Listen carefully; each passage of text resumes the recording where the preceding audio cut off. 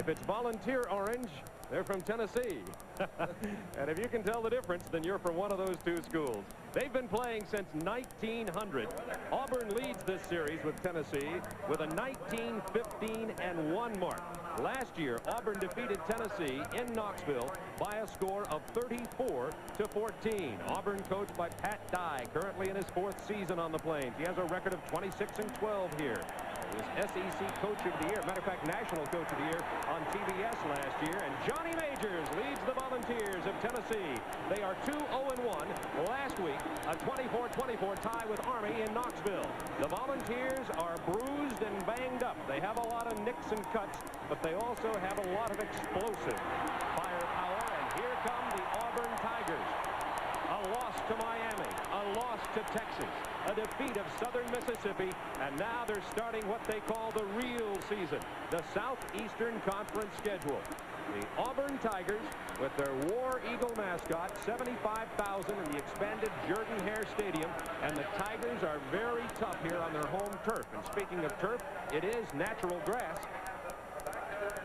And it's a good surface today. The weather has been just excellent here. We're expecting partly cloudy skies.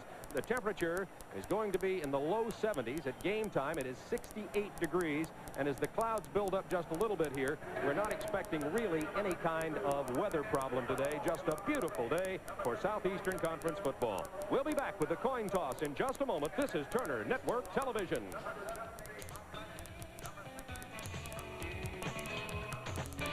We flip it again, okay? Here's Al. We flip it again, okay? Here's Al Ford, the referee, and the coin toss. Head, so you won the toss. What do you want to do? On the way to the second half, if you'll step right here, just you with me, just a second here. Right. Won the toss. Second half. All right, that's one. All right, that gives you first half choice. What do you want to do? Kick? You want to receive the ball, all right? Which way you going to kick? Defend this goal. We'll turn around your backs around this way. Tennessee is taking the choice and is going to receive on this end. Go, boys, shake hands. Get your ball club back out here. Let's have a good game. There's Al Ford, the referee. Tennessee will go on offense to begin this game. You ask how big is football in the Southeastern Conference? Well, there have been people getting ready for this football game since Thursday when we arrived on to start doing our Auburn research here on campus. There were vans and trailers and campers parked right outside Jordan-Hare Stadium. Tailgate parties and celebrations prior to the game have been going on all week. And I want to tell you, you can see by the newspapers, it is the big story. Everything's orange. The orange from Tennessee and the orange and the blue from Auburn University.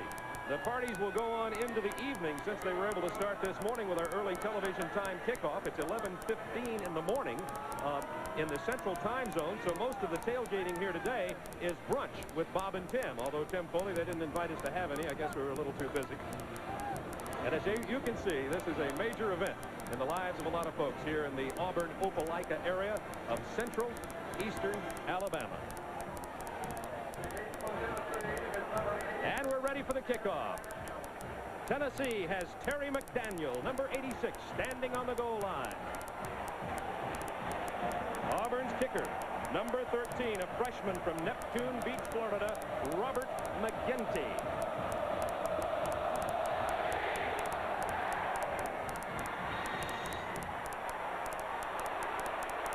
And wisely, McDaniel elects to touch the ball back into the end zone. And Tennessee will go on offense. First down 10 from their own 20-yard line. Let's have a look at the Tennessee offensive lineup. It'll be Tony Robinson at quarterback. He is playing with a sore right shoulder, his throwing arm. Howard and Jones in the backfield. Jones with 518 yards. Cook the tight end, Clint Scales and McGee. McGee the important receiver, the man they like to go to in crucial situations. The leading offensive line player is number 67, Bill Mayo, who will be playing left guard today. And we have Kenneth Cooper in the backfield at fullback in place of Howard. Johnny Jones the tailback. Deafening noise for the kickoff at the line of scrimmage. Jones, 2 yards, and he's down. John Daly, number 96, the first man on the tackle for Auburn. The Auburn Tigers defensive alignment, 3 down linemen, Robinson, Williams, and Holman. Key players there are Carr and McCurdy, the 2 middle linebackers. Tommy Powell, David King, Alvin Briggs, Nat Caesar in the defensive backfield, and David King, number 27, a preseason choice for All-Conference and All-American honors. We'll watch him closely. Tennessee will have to beat him if they are successful with their passing game. It is. Second down, 8. Tennessee. Jones. On the play fake, it's an incomplete pass to the 27-yard line. The play fake went to Johnny Jones. Bill Eichholz, the intended receiver. Third down, long yardage for the Volunteers. The Volunteers showing a little early game jitters on the first play. B.B. Cooper went the wrong way on a toss to Jones. They'll come back with that last pattern in the next series or two because they had a couple of receivers over. A little confusion in the Auburn secondary. It's created by Eicholz's motion. 3 wide receivers in the game for Tennessee on third down 8 from the Tennessee 22-yard line. Robinson. Short of the first down. He goes down at the 27. John Daly with his second tackle of the series. Number 96, the defensive right end for Auburn. And Tennessee will have to punt the ball. And they have a good man to do that. It'll be Jimmy Colquitt. He was an All-American 2 years ago, averaging 44.3 yards per punt this time. But he is kicking the ball to a man who can return it. Trey Gaines returned. There's the kicker, the punter, Colquitt. Gaines returned a punt against Tennessee last year for 81 yards and a touchdown, and had a 46-yard punt return for a TD last week against Southern Miss. Gaines, number 19. A fair catch at the 33-yard line, and there the Auburn War Eagles will go on offense to begin this ball game. Tennessee unsuccessful on their first possession. Auburn's backfield, Pat Washington will be handing the ball to A.G. Fullwood or Collins. Trey Gaines, the split end. Jeff Parks, the tight end. The Auburn offensive line, they've been getting very good play out of number 78, left tackle Steve Wallace. First down 10 from the 33.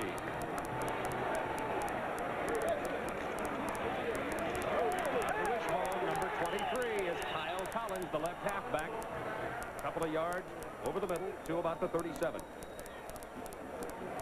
There's the Tennessee defensive unit. They led the league last year. They're last in the league in defense against the run going into this game. Key men, the linebackers, Jones, Zander, Tolles. Charles Benton is a substitute back there. They're injured, nicked up in the defensive secondary, and Tim Foley will be telling you more about that as we go along. Here's the pitch to Brent Fullwood to the 40 and no more. It'll be third down, short yardage for Auburn.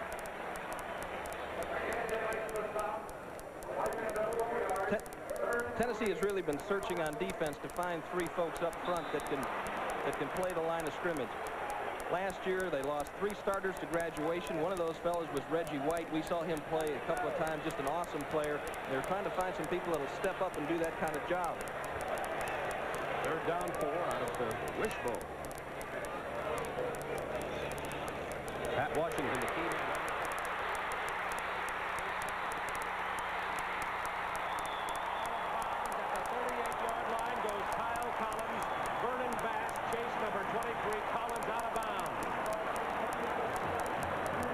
This is how the wishbone is supposed to work.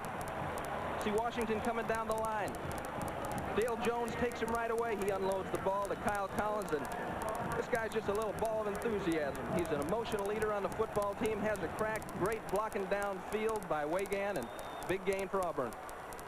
Kyle Collins had only 59 yards coming into the game. He got 23 right there, half of his earlier season total. Washington again. This is Fullwood.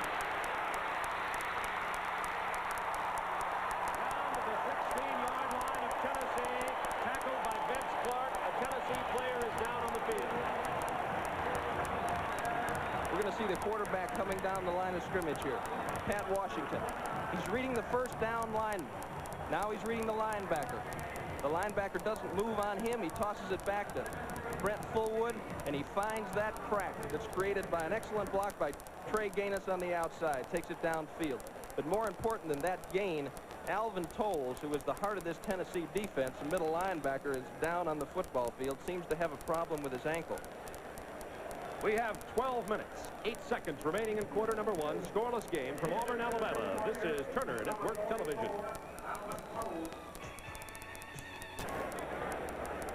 Here's a Here's a replay of the play in which Tolles got hurt. Watch the bottom of your screen for number 44. There's Tolles. He seemed to plant and come back, Bob. Twisted his knee or ankle. There he is on the bench. They're looking at it now. A key player for Tennessee.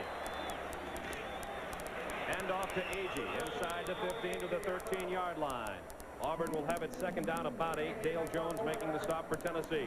The key to that Tennessee defensive alignment are Jones, Tolles, Zander, and McKenzie. Johnny Majors can ill afford to lose any of them.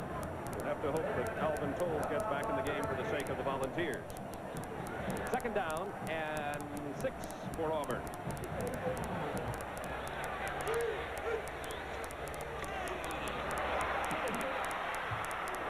What a hit on Kyle Collins. It was Darren Miller, number 71, who just leveled little Kyle Collins. He's 5'10", 185, hit by 240 pounds of middle guard. It was 19 Trey Gaines going into the game, and there's the offensive coordinator, Jack Crow. Pat Dye standing up with the hat on. Pat's got the tie on. I spent some time with it yesterday. He said he was doing some stall walking, like a horse walking back and forth in a stall before a race. Had trouble sitting down. Third down 5, Auburn knocking on the Tennessee door early in the first quarter. Fullback, Agee short of the first down, depending on where they spot it, but I believe he is short of the first down. Crowd already starting to yell for the Tigers to go for it. It's going to be about a full yard short. Another tight end, Ron Middleton, entering the game. Auburn's going to go for the first down on 4th down and 1. The ball spotted at the 8-yard line of Tennessee. Look for them to go with an unbalanced line and maybe do a little bit of shifting, confuse Tennessee defense.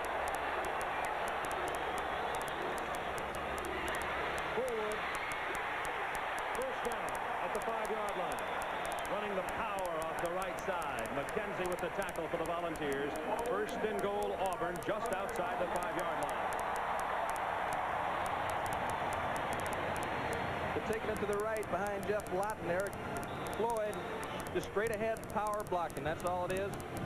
Auburn's got the strength up front. They feel like they can move that Tennessee defensive line off the line of scrimmage, and that's simply what they did on that play. Auburn is just running at 8 straight running plays on this drive. Forward to about the 2.5 or 3-yard line. Terry Brown, the left side cornerback, coming up to key the tackle, sophomore from Macon, Georgia. And there's Fullwood, number 22, getting up off the tackle. Fullwood replacing the injured Bo Jackson. And what a big job he has. He is averaging only 3.6 yards a carry early in the year, has scored 2 touchdowns, has no catches, no receptions out of the backfield. He's 6 feet, 195. It is second down goal from the 2.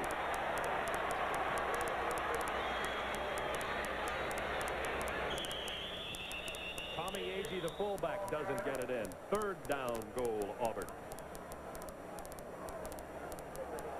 If Tennessee can't get Tolles back, it could be devastating to them. They've got a defense designed specifically for the wishbone. They were going to use it a lot, and Alvin Tolles was the heart of that defense.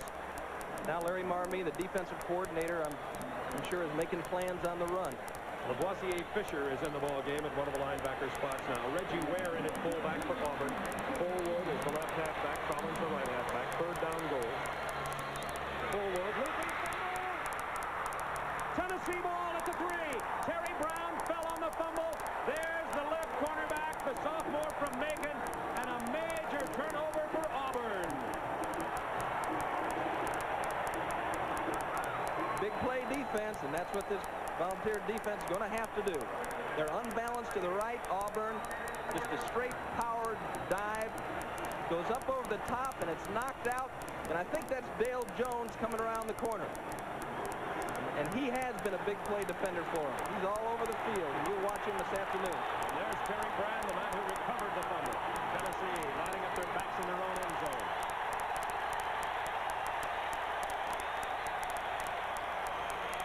Jones to the 5. Correction, William Howard, the fullback, to the 5-yard line. Howard's the freshman from Lima, Ohio. McCurdy with the tackle for Auburn. Tennessee is going to just try to hammer it out and give themselves a little bit of working room.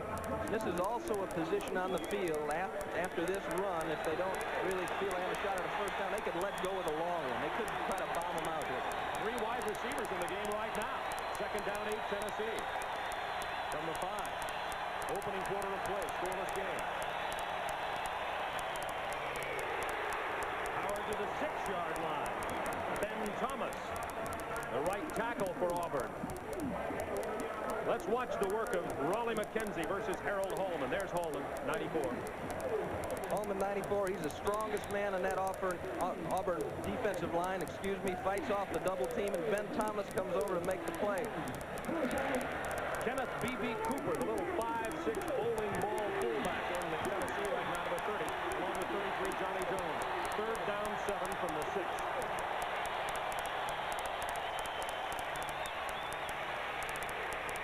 Robinson under pressure. Tackled at the 3.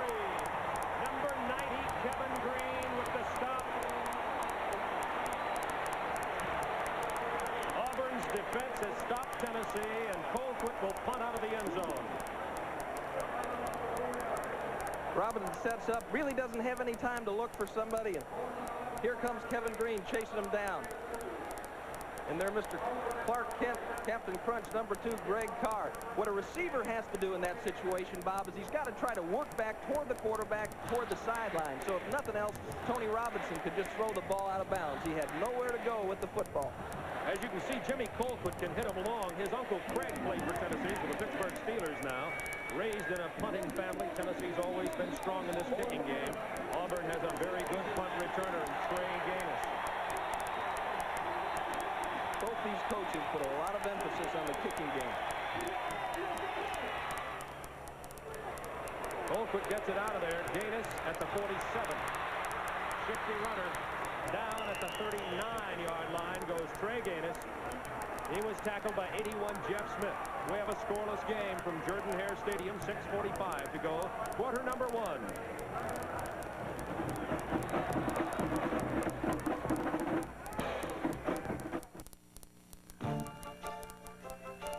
He created a dynasty of champions. You run back here. You don't want to make me mad. Winning. If you won't be beaten, you can't be beaten. That was the difference between playing football and playing for the Bear. I want you to play ever down like it's the last down here alive. The Bear. Rated PG. Now showing or coming soon to a theater near you. Check local listings. I believe that the best of what we stand for as a nation comes from the fact that we care. We'll pitch in to help a neighbor, stand up to a problem, and stand by each other. That's our heritage. Morning. And whether you live in Pittsburgh or Paris, Texas, Los Angeles, or Lynchburg, Tennessee, you have a National Life and Accident agent who believes in that heritage and is there to help. National Life has never forgotten that personal service is what makes us different.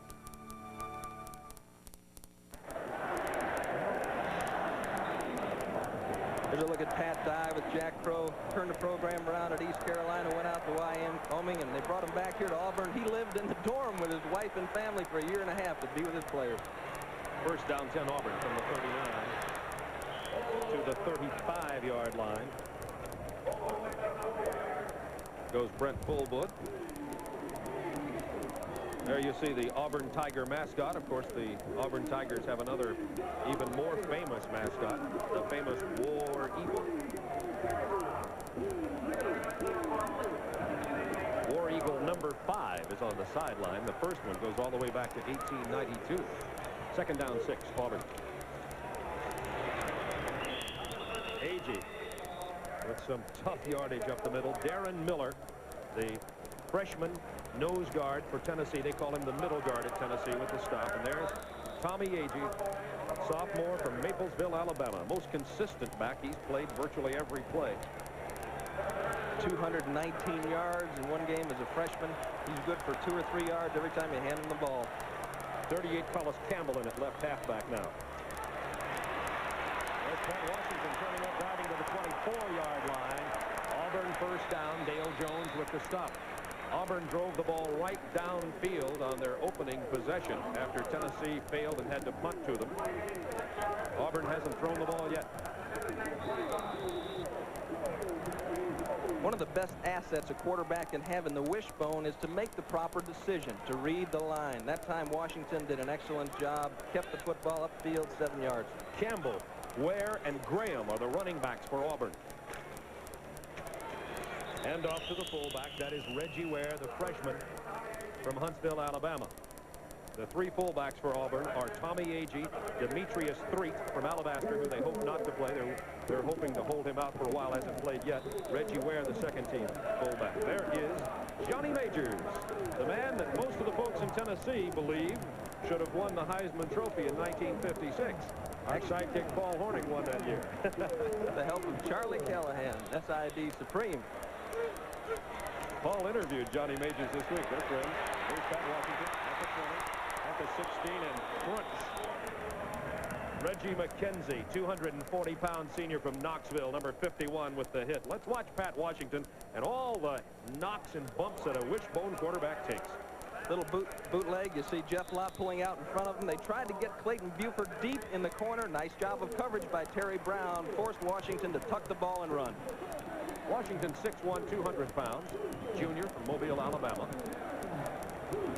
He's a good athlete. He can run. They don't like to see him run a lot.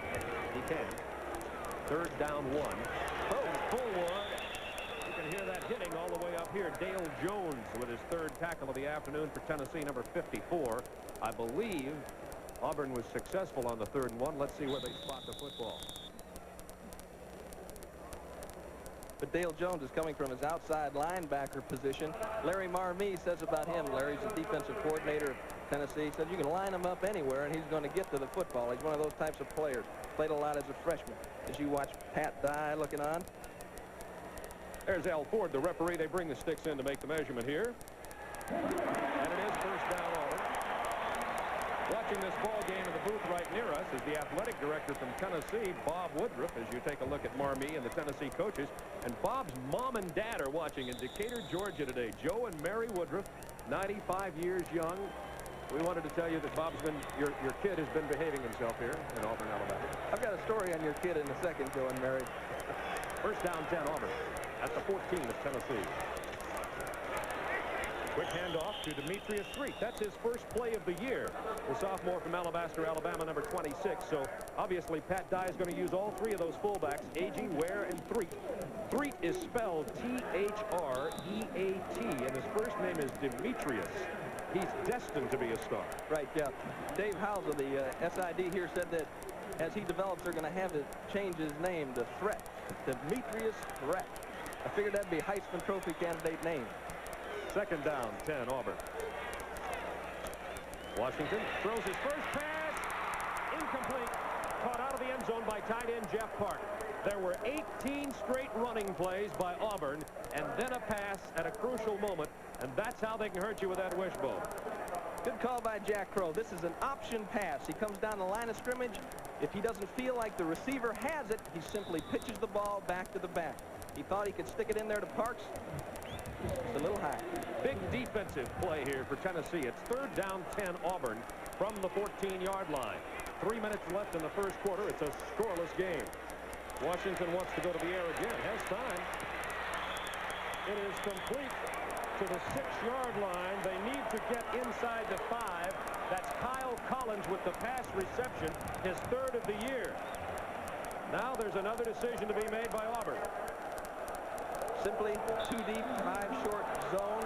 Tennessee settles and reacts to the ball being thrown. And Auburn's going to go for it on 4th down again. The last time, Fullwood fumbled. Tennessee dodged the bullet. This time, Auburn's going to reload and fire the gun again. Pat Dye would like to get a knockout punch early, I think, in here.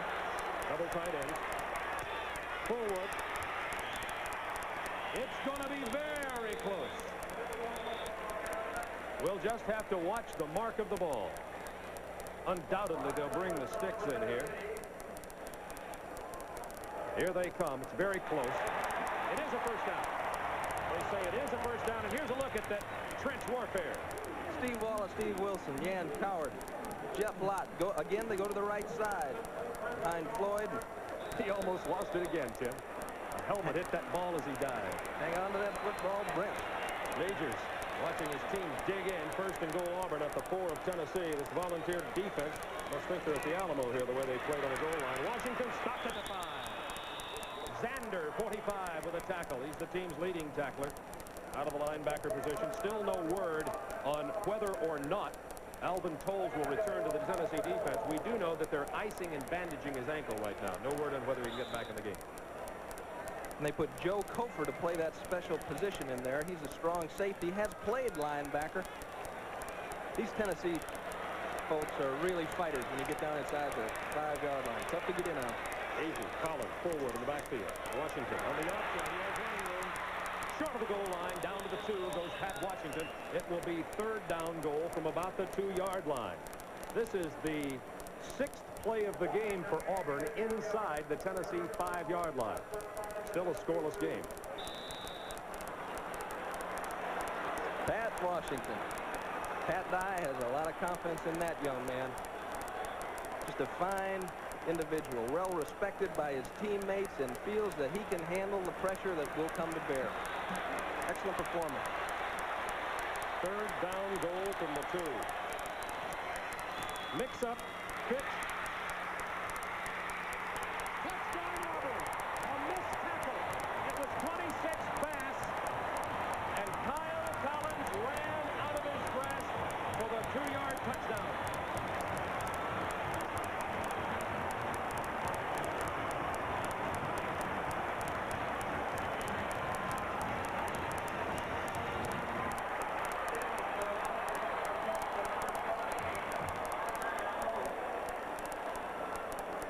Here's the point after attempt. Freshman kicker from Neptune Beach, Florida, Robert McGinty. He's perfect on the season so far. It's good. 48 seconds remaining in the first quarter of play from Jordan-Hare Stadium in Auburn, Alabama. The score, Auburn Tigers 7, Tennessee Volunteers nothing. This is Turner Network Television.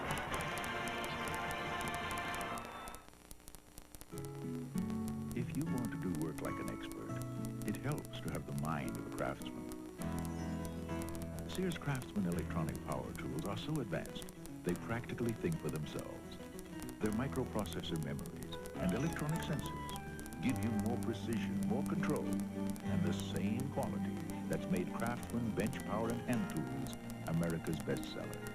There's more for your life at Sears.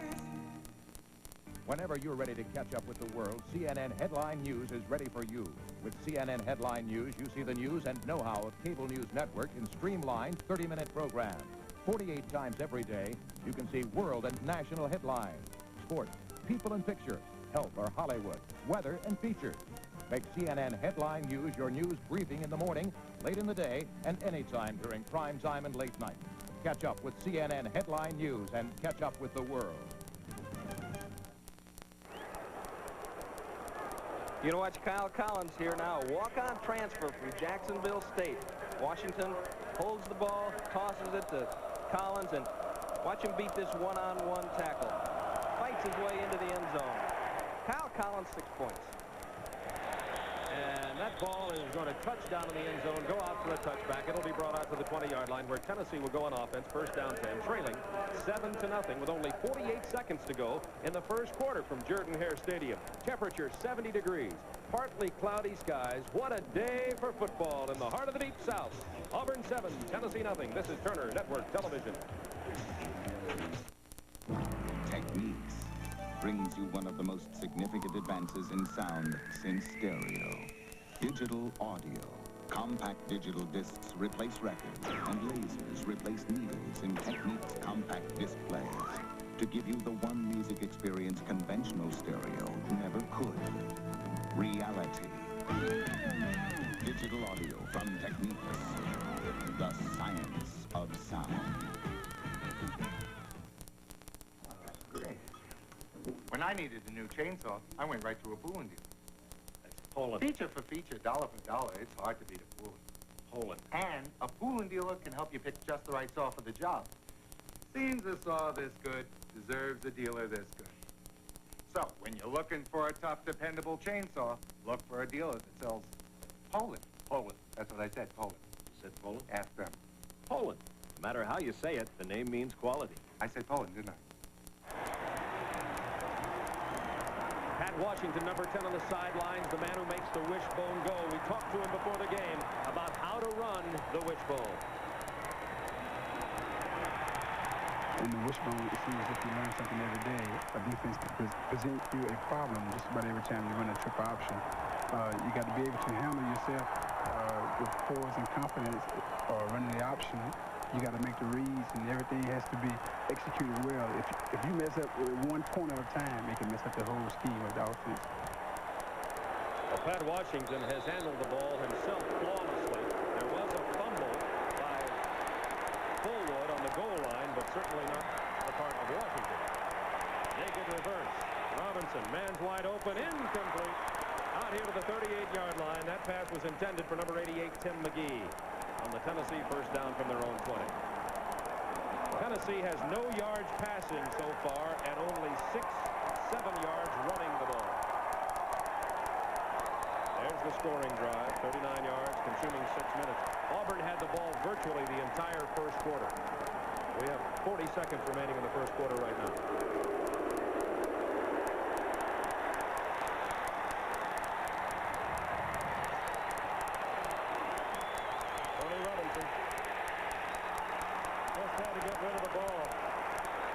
From the Auburn defense. Gerald Williams, 98, the man with the quarterback pressure on Robinson. It's merely a screen. Bob comes back. He's going out to tail back the whole way. Nothing there. Just throws it in the dirt. Again, a good job of coverage by the Auburn defense. Tennessee 0 for 3 throwing the ball. They had only 6 yards. Make that 7 yards running it thus far. Third down, 10 from their own 20. Bottled up the entire first quarter. Draw to Jones. First down and more to the 37-yard line. Johnny Jones. Tackled by 31, Vic Beasley, 17 yards for the tailback who came into the game, the nation's second leading rusher. I mean, does this Nebraska run with intensity? Look at Mayo going out right now, take on a linebacker. And here goes Johnny Jones running with power. That's the furthest Tennessee has been away from their goal line in this game. 17 seconds to go, first quarter. First down, 10 Volunteers.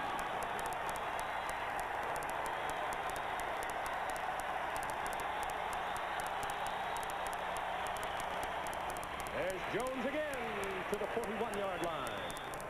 Johnny Jones, tackled by Ben McCurdy, number 52 for Auburn. McCurdy and Thomas making the stop. That's the end of the first quarter with the score. The Auburn defensive team searching for a leader, searching for an identity, you might say, Tim. If you look at the Tennessee sideline, that's the end of the first quarter. Auburn leads in this game by a score of 7-0. This is Turner Network Television. Why did to see them at your local dealer? Why did to see them at your local dealer? Auburn had that ball 11 minutes in the first quarter. Tennessee, as you can see, only 4:08. Tennessee really never had an opportunity to open up their offense, though, Bob. They had poor field position the whole first quarter. This is the best they've had of the game right here. Second down, 6, Tennessee. Opening play of the second quarter. Robinson, plenty of time. It's picked off by number 9, strong safety Tom Powell. Robinson threw it right into the coverage. That's the first interception of the year for Tennessee's quarterbacks. As this develops, you're going to see a 2-deep zone. Tommy Powell is going to run with Eichholz man-to-man. He's chasing him downfield, expecting deep help. The ball is underthrown. Powell leaps to make the interception. He's Mr. Intensity in that Auburn defense. Auburn had 5 defensive backs in there. It's first down, 10 Auburn. They lead 7-0. Washington opening to the 40-yard line. Close to a first down, may have one.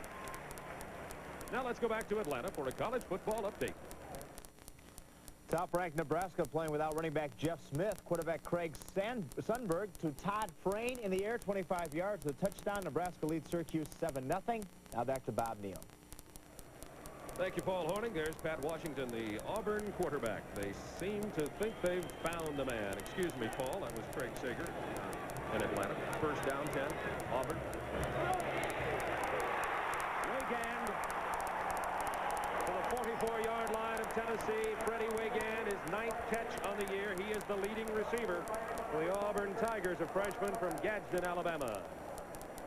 Well, Freddie Wigand, he's a Terry Beasley look-alike, both in the face and also the way he plays. That's that option pass again. Washington coming down the line. If the receiver's there, he hits him, and Wigand worked himself open. Simple turn route, 8 yards deep. Washington 2 out of 3 throwing the football for 25 yards. That was a 16-yarder there. Washington's going to go to the air again. Goes right side. 38 is Collis Campbell. Stopped for little, if any, gain. About the 43-yard line of Tennessee. Charles Benton, the strong safety, driving him out of bounds. Tennessee starting strong safety, Charles Davis, is injured, and that certainly hurts that Tennessee secondary.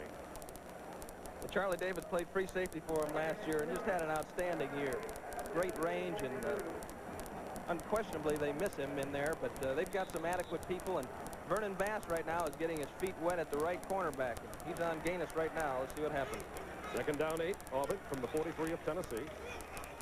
And off to the fullback. Across the 40. That's Reggie Ware, tackled by Johnny McAdams. Might mention that Alvin Tolles, number 44, Tennessee's excellent senior right inside linebacker, is still on the sideline. Was injured very early in the game. Their icing down is, I believe it's his right knee.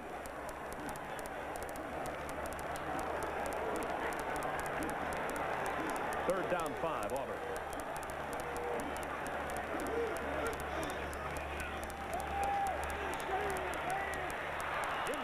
Intended for 82, Parks, the tight end. Line of scrimmage is at the 39-yard line. And let's watch Dale Jones, Mr. Big Play for Tennessee, number 54. He's coming upfield.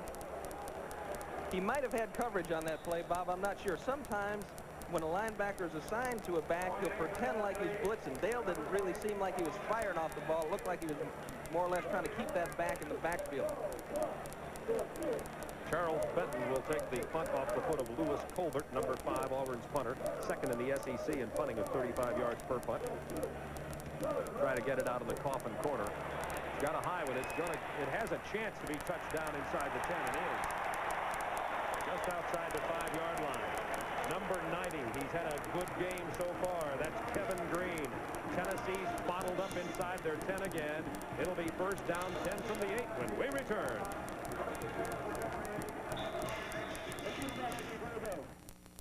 What gets America moving when the weather turns cold? Presto. What keeps football heroes on the go? Prestone. Why does your car need a fresh fill of Prestone? A radiator could look this bad after just 10,000 miles of driving on weak, neglected antifreeze, while a Prestone radiator looks this good. That's the Prestone difference. What gets the country set for winter from New York to San Antonio? America goes with Prestone. Sunday, witness television history. All the major powers in the Middle East in one extraordinary hour. From Egypt, President Hosni Mubarak. From Lebanon, President Amin Gemayel. From Jordan, King Hussein. From Tunisia, PLO leader Yasser Arafat. From Israel, President Chaim Herzog. Defense Minister Moshe Arens. Former Defense Minister Ariel Sharon. And Prime Minister Shimon Peres. Sandy Freeman in the Middle East. Portraits of Power. Sunday at 1:05 p.m. Eastern on Superstation WTBS. Some college football scores. Texas leading Penn State 7-0. Pittsburgh looking for their first win, leading West Virginia, and Alabama leading Vanderbilt in a big one at Tuscaloosa today. Homecoming for the Crimson Tide. That's first quarter score. Of course, Vanderbilt undefeated going into the game. The Tennessee starts in a hole again. Tennessee has started once on their 3, once on their 8, and twice on their 20. No field position at all for the Volunteers thus far in this game. Johnny Jones. Not much. Out to the 12. Ben Thomas with the tackle, number 91 for the Auburn Tigers.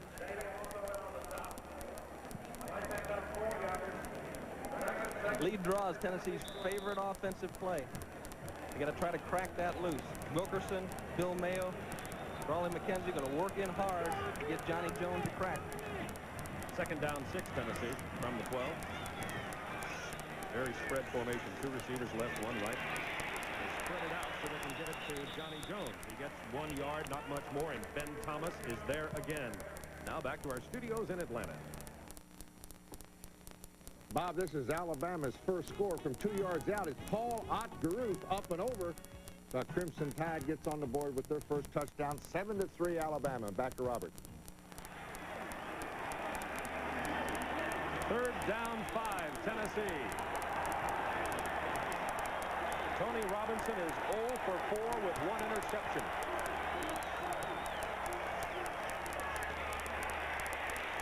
Whittington tries to throw the ball. They're saying it is a safety.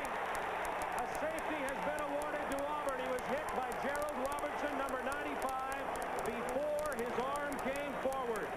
So Robinson, with a sore right shoulder, has an interception, and now he loses the ball into the end zone for a safety. Looking downfield, he's looking to throw it back to McGee. He gets blindsided. I don't know. It looked like he'd started his motion forward.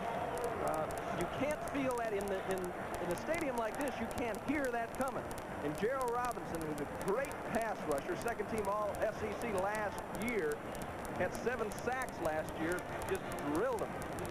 It looked like, to me, his arm was in motion. 9-0, Auburn Tigers. What Tennessee is doing, Bob, they're lining up Timmy McGee, who's their big threat, back away from the side of the 2 receivers. They're trying to have Auburn cover the wide side of the field and work the short side with Timmy McGee. He was open there, and just as Robinson went to let go of the football, Gerald Robinson was there. Tennessee will have a free kick from their own 20-yard line. In most cases, teams elect to punt the ball here to get better hang time and better coverage. So Tennessee not only has to give up the 2 points on the safety, but they'll give the ball back to Auburn with undoubtedly very good field position. 9-0. Tigers leading Tennessee. 11:50 to go. Second quarter of play. Auburn, last year's SEC champions. Sugar Bowl victors over the University of Michigan. Finished ranked number 3 in the country. Many people picked them to be number 1 in the country this year, but they opened with losses to Miami and Texas. Last week, handily defeated Southern Mississippi and are looking very impressive offensively and defensively here today.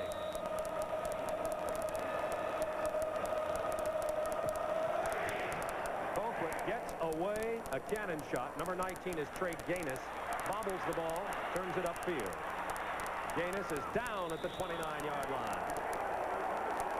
A good job on the free kick by Colquitt and by the coverage by the Volunteers, and Auburn has the ball. As you look at the ball rolling out of bounds, 2 points for Auburn. This is Turner Network Television. The new American business morning. Faster, more fleeting, with time more precious. And UPS is there, meeting the challenge every business day. It's UPS Next Day Air, and that means getting it there. Keeping pace with morning deliveries to more people and more places than ever before. UPS Next Day Air. Morning, morning, morning.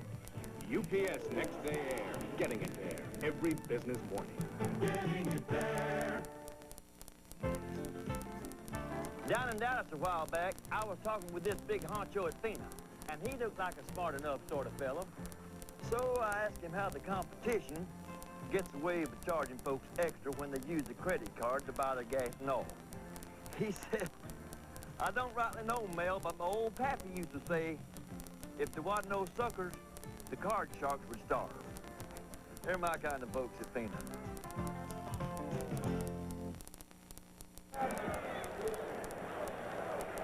The man in the shirt with his arm in the sling is Bo Jackson. Big loss for Auburn, but some people, Tim Foley included, I think Tim thinks that maybe the loss of Jackson could help Auburn become an overall better team by forcing other players. I think that's something we should talk about during the game. First down 10. Tigers. From the 30. This is Fullwood, the man who's replacing Bo Jackson. Fullwood gets a yard or two, not much more. Number 51, Reggie McKenzie, and number 98, Richard Brown with a stop for Tennessee. I was on a football team back in 1972 that went 17-0. We did that without the services of Bob Greasy for most of the year. And I think when you have a superstar on a football team, sometimes everyone becomes too dependent on his performance. Obviously, Jackson, a great player. Everybody else on this Auburn team has to step up and do their part now. On the second down, 7, Fullwood stopped at the 37-yard line. Auburn needs to get just slightly across the 40 for a first down. Tackled by Richard Brown again. He's a freshman middle guard from Vero Beach, Florida. Johnny Majors turned programs around at Iowa State and Pittsburgh. Excellent football coach that has produced some good head coaches. Jackie Sherrill, Jimmy Johnson, Larry Lacewell. But right now he's searching for some answers. Campbell, Agee, and Collins in wishbone backfield for Auburn. Ball is on the ground, fallen on by Tennessee at the 37-yard line. Number 54 is Dale Jones. We talk about him being a big play man. We asked his coach, Johnny Majors, what made him a big play man. He says it's that intangible quality that can't be described, but he's always around the ball. We're going to see it again here. Looks like Washington tried to pull it out, and there was some confusion on the handoff. He got a face full. Agee got a face full of Carl Zander. And Tennessee has the ball. And their best field position of the day, 1st and 10 at the Auburn 38. Auburn leads 9-7 with 10:25 to go. Second quarter.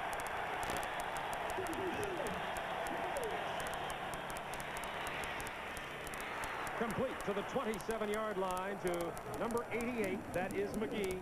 Timmy McGee, a junior from Cleveland, Ohio. He's the big play receiver for the Volunteers. He's an explosive pass catcher. Kind of a blitz pattern, dropping inside Johnny Daly. They're hoping they'd catch a little man-to-man coverage there, but they want to get him the ball quickly because he can take off with it. He's limping right now, though, Bob. That was Tennessee's first down. The 27 of Auburn. Fullback Howard to the 24, tackled by 52 Ben McCurdy, the weak side linebacker for Auburn. Now let's go back to our studios in Atlanta for this college football update. Out of the Power Eye, this is Terry Orr. Texas trailed 3-0 at this point. He goes 51 yards, first quarter score. Texas 7, Penn State 3. Back to Bob and Jim. Second down 7 from the 24 of Auburn.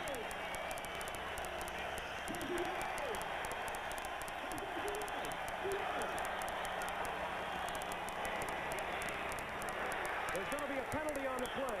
The pass was intended for number 9, Vince Carter, but he was held up at the line of scrimmage illegally in the mind of the official. There could be a defensive holding call here against Auburn.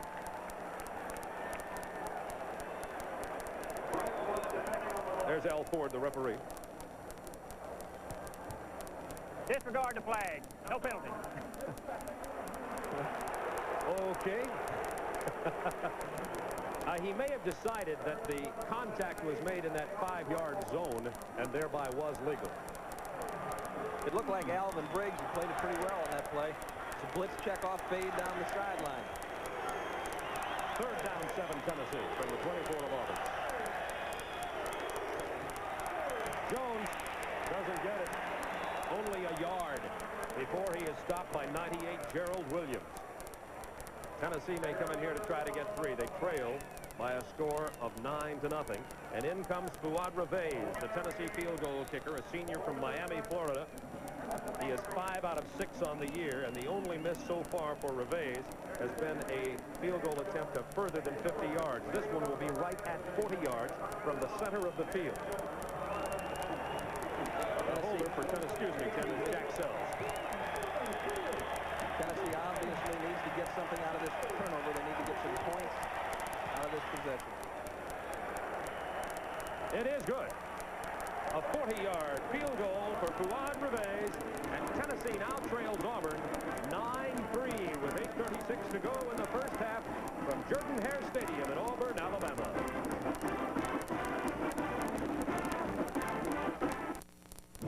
Techniques brings you one of the most significant advances in sound since stereo. Digital audio, Compact digital discs replace records, and lasers replace needles in Technique's compact displays to give you the one music experience conventional stereo never could. Reality. Digital audio from Techniques. The science of sound.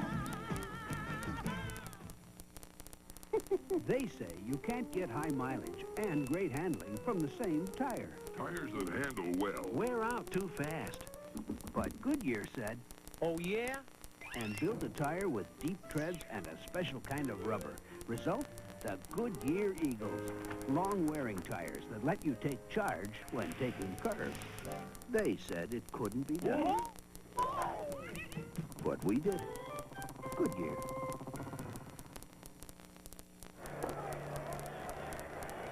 One of the biggest problems for Auburn in this young 1984 season has been turnovers, and they've turned it over twice here in the first half.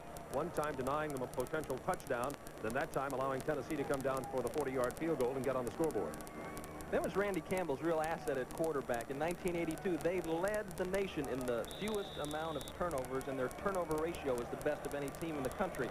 Pat Dye expressed some concern about that before this football game, but he feels they've made some progress.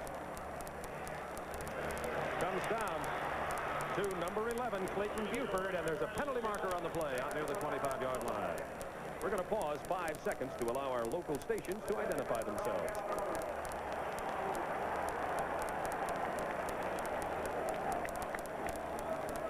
And the penalty is against Auburn. There's Alford, the referee. That's the first penalty that's been accepted in the ball game. The flag thrown earlier, of course, was just picked up, so they'll mark it off against the Tigers. You'd mentioned Bob Woodruff earlier, the dean of football at Tennessee. Clipping on the run back. And first down. I was in Marco Island last summer to talk to the NCAA athletic directors, standing waiting to catch a cab back to the airport, and he came by, and he and his pretty wife, Trudy, gave me a ride out there. I learned more about Tennessee football in 5 minutes than I could have learned in 5 years. Out of the wishbone. All the way to the 28-yard line. No, they say he went out of bounds at the 23. Goes number 23, Kyle Collins. There is Cofer, who chased him out of bounds. Watch Kyle Collins. Johnny Majors remarked that this is a wishbone team, but they're also a power football team, and that was nothing but a power sweep as Kyle Collins stepped out of bounds. We'll see it again. A lot of schools thought the only ability that this young man had coming out of high school was availability. But Auburn has turned him into a good football player here, and he's gotten a chance as Jackson is hurt. First down, 10 Auburn from their own 23-yard line. Hand off the fullback. Stopped with very little gain, Tommy Agee. From Maplesville, Alabama. Joe Cofer again making the tackle. Cofer, the strong safety for Tennessee, has moved into that kind of monster linebacker spot. Will be playing up closer to the line of scrimmage. You'll see him in a lot of tackles since Alvin Tolles, Tennessee's senior linebacker, and the real key man of the Tennessee defensive alignment is out of the game with an injury. Second down, 9 Auburn. And the Tigers, 24, Washington.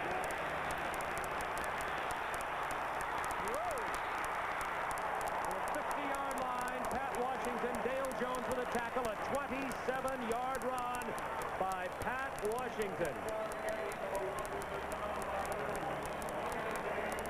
Now, he reminds me of our man in the booth, Paul Horning here. Paul used to put that hand on Jerry Kramer and just said, lead me down the road, Jerry. And look at Washington here. Pulls out of all those Tennessee players, and who drags them down?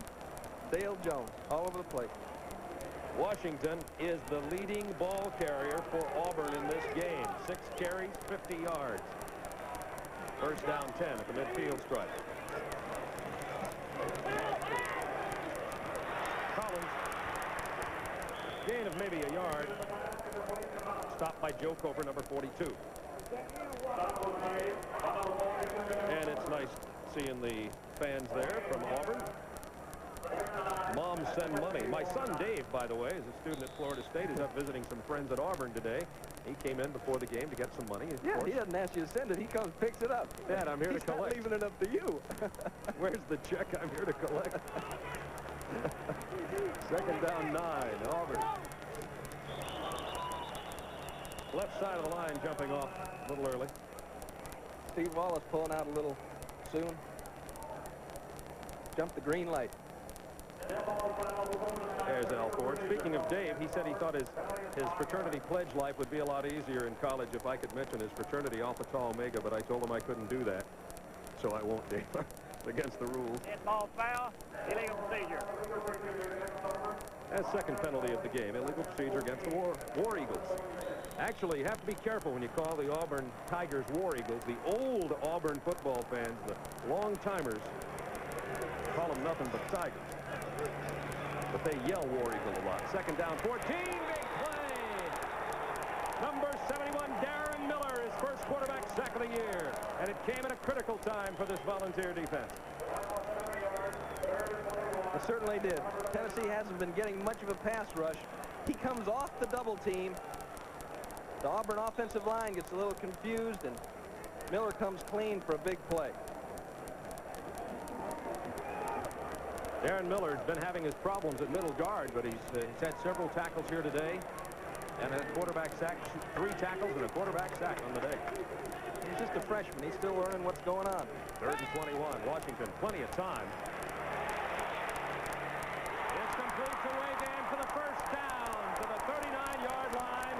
Washington on the rolling pocket, scramble to the right, had all day to throw. Key 3rd down conversion for the Auburn Tigers.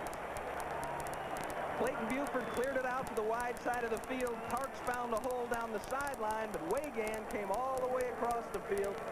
Terry Brown comes up and puts the hammer on him. Nice read there by Pat Washington. 23-yard pass reception.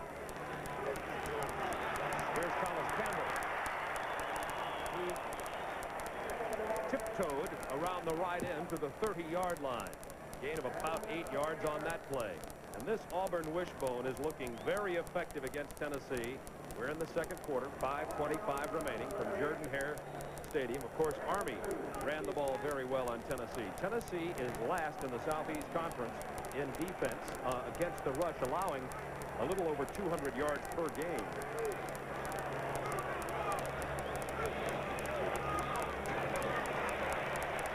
First down, Auburn to the 24. That was Reggie Ware, the fullback. First man out of the wishbone.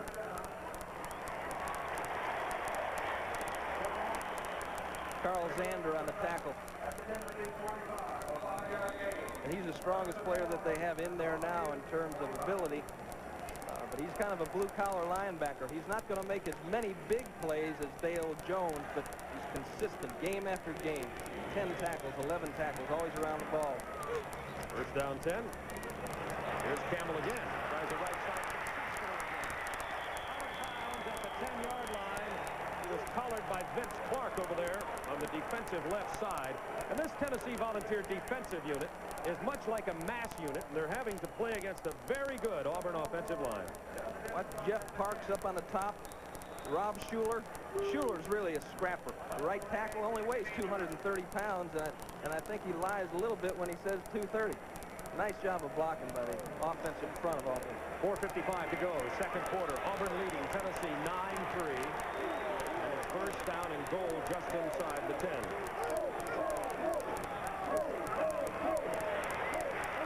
Great job on the pitch. Collins out of bounds, 1 foot away from the goal line. It was Vernon Bass with the stop.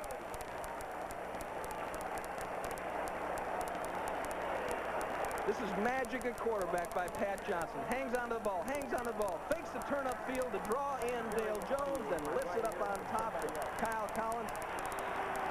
Bass really hustles to get there to prevent the score. Great end zone view by our TBS Sports production cameras. Hope you're enjoying the game wherever you're watching along the TNT network. First and goal, Auburn. Agee stopped. Whoa. And the ball came loose, I believe, after the whistle. Tennessee's defense, as I said, it's a mash unit. I mean, they've got everybody patched and bandaged, and this player filling in for that guy, and so on and so forth, but they still hit you. Zander and McKenzie that time. Remember, they lost Reggie White from last year. Everybody's All-American at defensive tackle, and Mark Studaway, who's now playing with the Houston Oilers. And They just haven't been able to replace him with that quality. They've got a lot of young players that will grow to that stature, but not yet. Second down goal, Auburn. Touchdown. That's Reggie Ware, number 36, the fullback. Reggie Ware.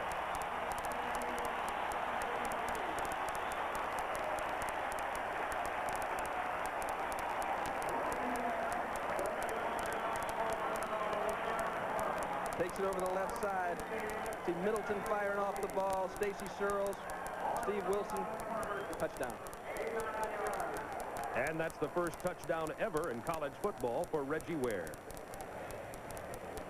Freshman from Huntsville, Alabama. Here's McGinty. Point after's good. Auburn 16, Tennessee 3.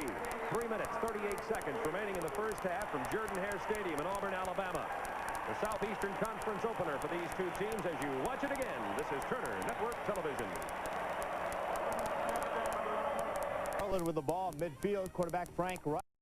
Garland with the ball, midfield, quarterback Frank Reich. Back to pass, finds Alvin Blunt. Wake Forest misses the tackle. Blunt down the sidelines, open field, 50 yards for the touchdown. Maryland leads Wake Forest 10-3. Back to Bob. There's the scoring drive. We'll keep you updated on college football scores from all over the country, and particularly around the Southeastern Conference today. Mississippi State's playing Florida, Vanderbilt, and Alabama. After one quarter, it's Alabama 7, Vanderbilt 6. Tulane's playing at Ole Miss. Georgia plays tonight at South Carolina. Here, it is 16-3, Auburn leading Tennessee. Terry McDaniel at the goal line. Almost had a seam, but not quite. Down at the 25-yard line. Tackle made by number 90, Kevin Green. There's Terry McDaniel, number 86, a freshman from Saginaw, Michigan.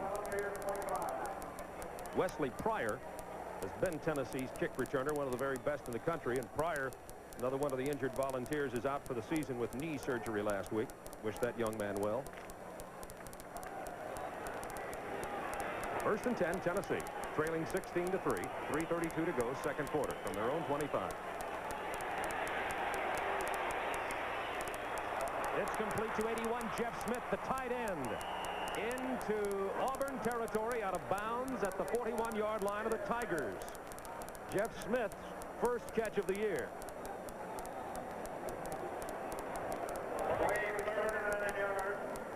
They bring Jeff Smith, who was a starter last year before he hurt his knee, all the way across the field. They cleared it out with the wide receiver, and he comes in behind that zone, makes the catch. Big play, same play the Hurricanes ran against Florida.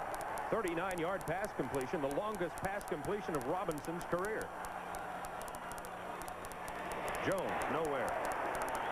Maybe 2 yards, Ben Thomas. Every place Jones goes, it seems there also goes number 91, Ben Thomas. They'll get to know each other very well this afternoon. Thomas is number 91. Time left in the half. If that's difficult for you to read, it says 3:02. Tennessee was running with 2 tight ends and 2 wideouts in those last 2 plays. Now they've got the same alignment here. They shift up the double. Second down 8 from the 39-yard line of Auburn. Pressure. Down goes Robinson. Ben McCurdy was tackler number 1. You saw the rest of the blue jerseys in on him. Arthur Johnson among them, number 40.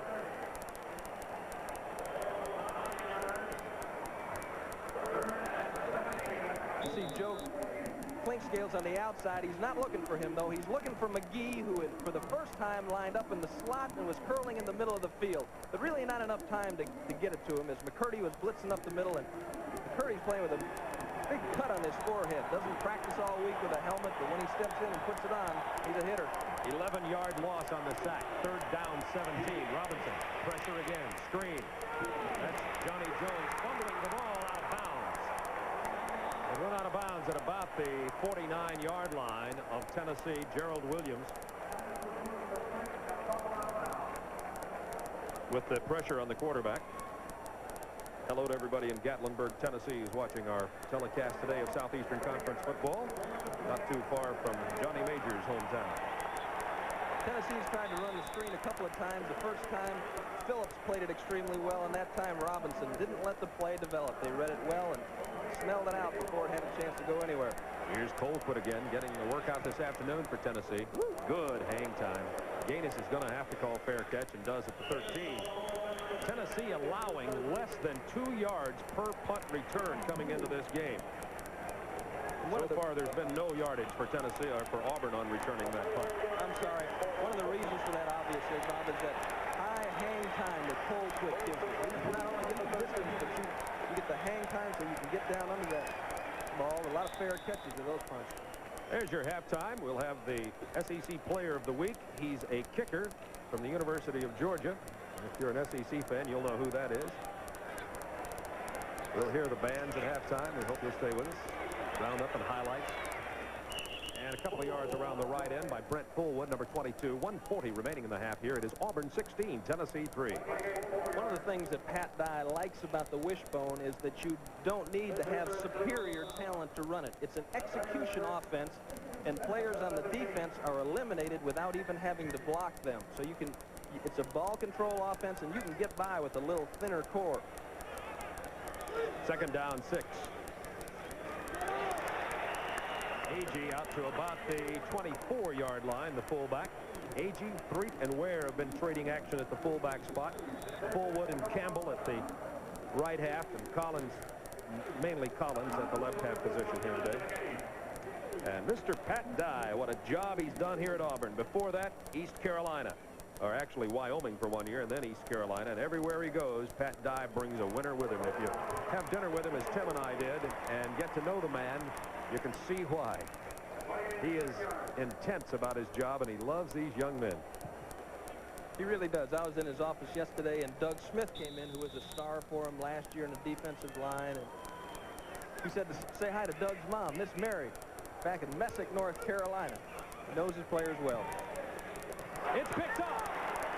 Tennessee has the ball. It's number 51, Reggie McKenzie. A big turnover from Pat Washington. That's his 3rd interception on the year, and a big break for Tennessee with 53 seconds to go in the second quarter. Here's that little option pass that we talked about. Tries to pop it over the top. Jeff Parks, that didn't look open to me, and the ball might have been tipped at the line of scrimmage, which it doesn't look like it's spiraling real well, which might have brought it down. Speaking of Pat will probably be wondering about throwing that ball with Reggie McKenzie standing there late in the half in Auburn territory, and Tennessee with good field position. This is Jones. Down to the 25-yard line. McCurdy with his 5th tackle of the afternoon on Johnny Jones, and there's the time ticking out, 40, 39. And just remember, Tennessee does have 3 timeouts and a very good field goal kicker. Here's Robinson taking a lot of time as he switches his backs into the eye. Draw to Johnny Jones. Jones got all the way to the 16-yard line. Clock down to 19 seconds where it stopped. David King and Ben McCurdy combining on the tackle. 75,000 here at Jordan-Hare are looking on to see if Tennessee can get some more points on the board before this half ends. Timeout, Volunteers. Johnny Majors. You can't see the man with the headphones on. I'm not sure if that's Walt Harris or not. No, that's the running back coach right there, talking with Robinson. So Tennessee has the ball at the 17-yard line of Auburn, trailing by a score of 16-3. They've called one of their 3 timeouts now to decide exactly what to execute to get some more points. Tennessee, of course, would love to get that ball into the end zone. It would certainly make this game a whole new story, as Auburn has dominated play here, but has turned the ball over 3 times in the first half. 2 fumbles and 1 interception, and that's the problem that Pat Dye has had with his Tigers all year long, the turnover play.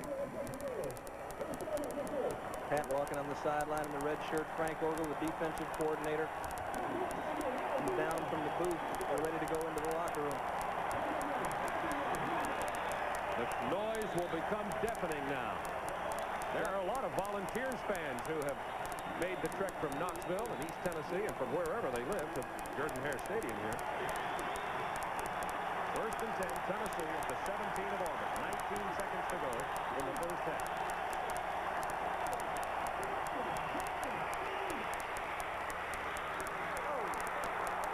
It is incomplete.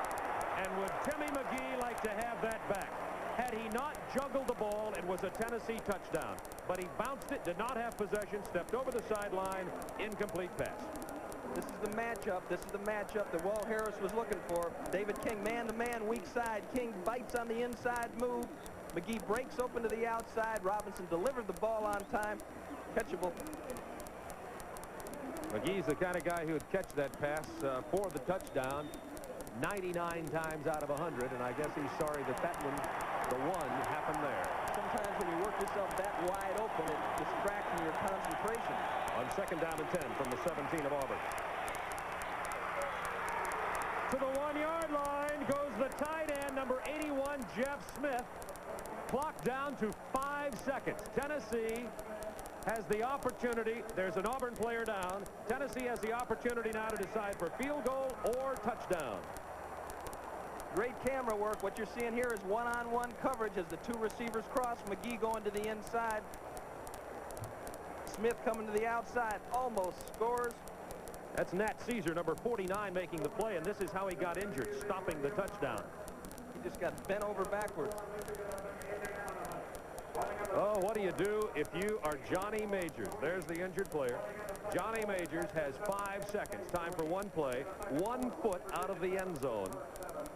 I got to think he's going to try to get the touchdown. Looks like Nat Caesar will be okay, and we certainly hope that's the story. Well, one thing's for sure, he makes the right decisions more times than the wrong one. He was the National Coach of the Year back in '73. Trailing 16-3, Tim, you figure he's going to go for it. What do you think? I think he's going to go for it. I think that they're in a position now. They really haven't moved the football effectively. They know that they're having problems on defense. They have to get points on the board. 2 opportunities for touchdowns on passes. One juggled by Tim McGee, and then an excellent defensive play by Caesar to keep the big 240-pound tight end Smith out of the end zone. Here it is.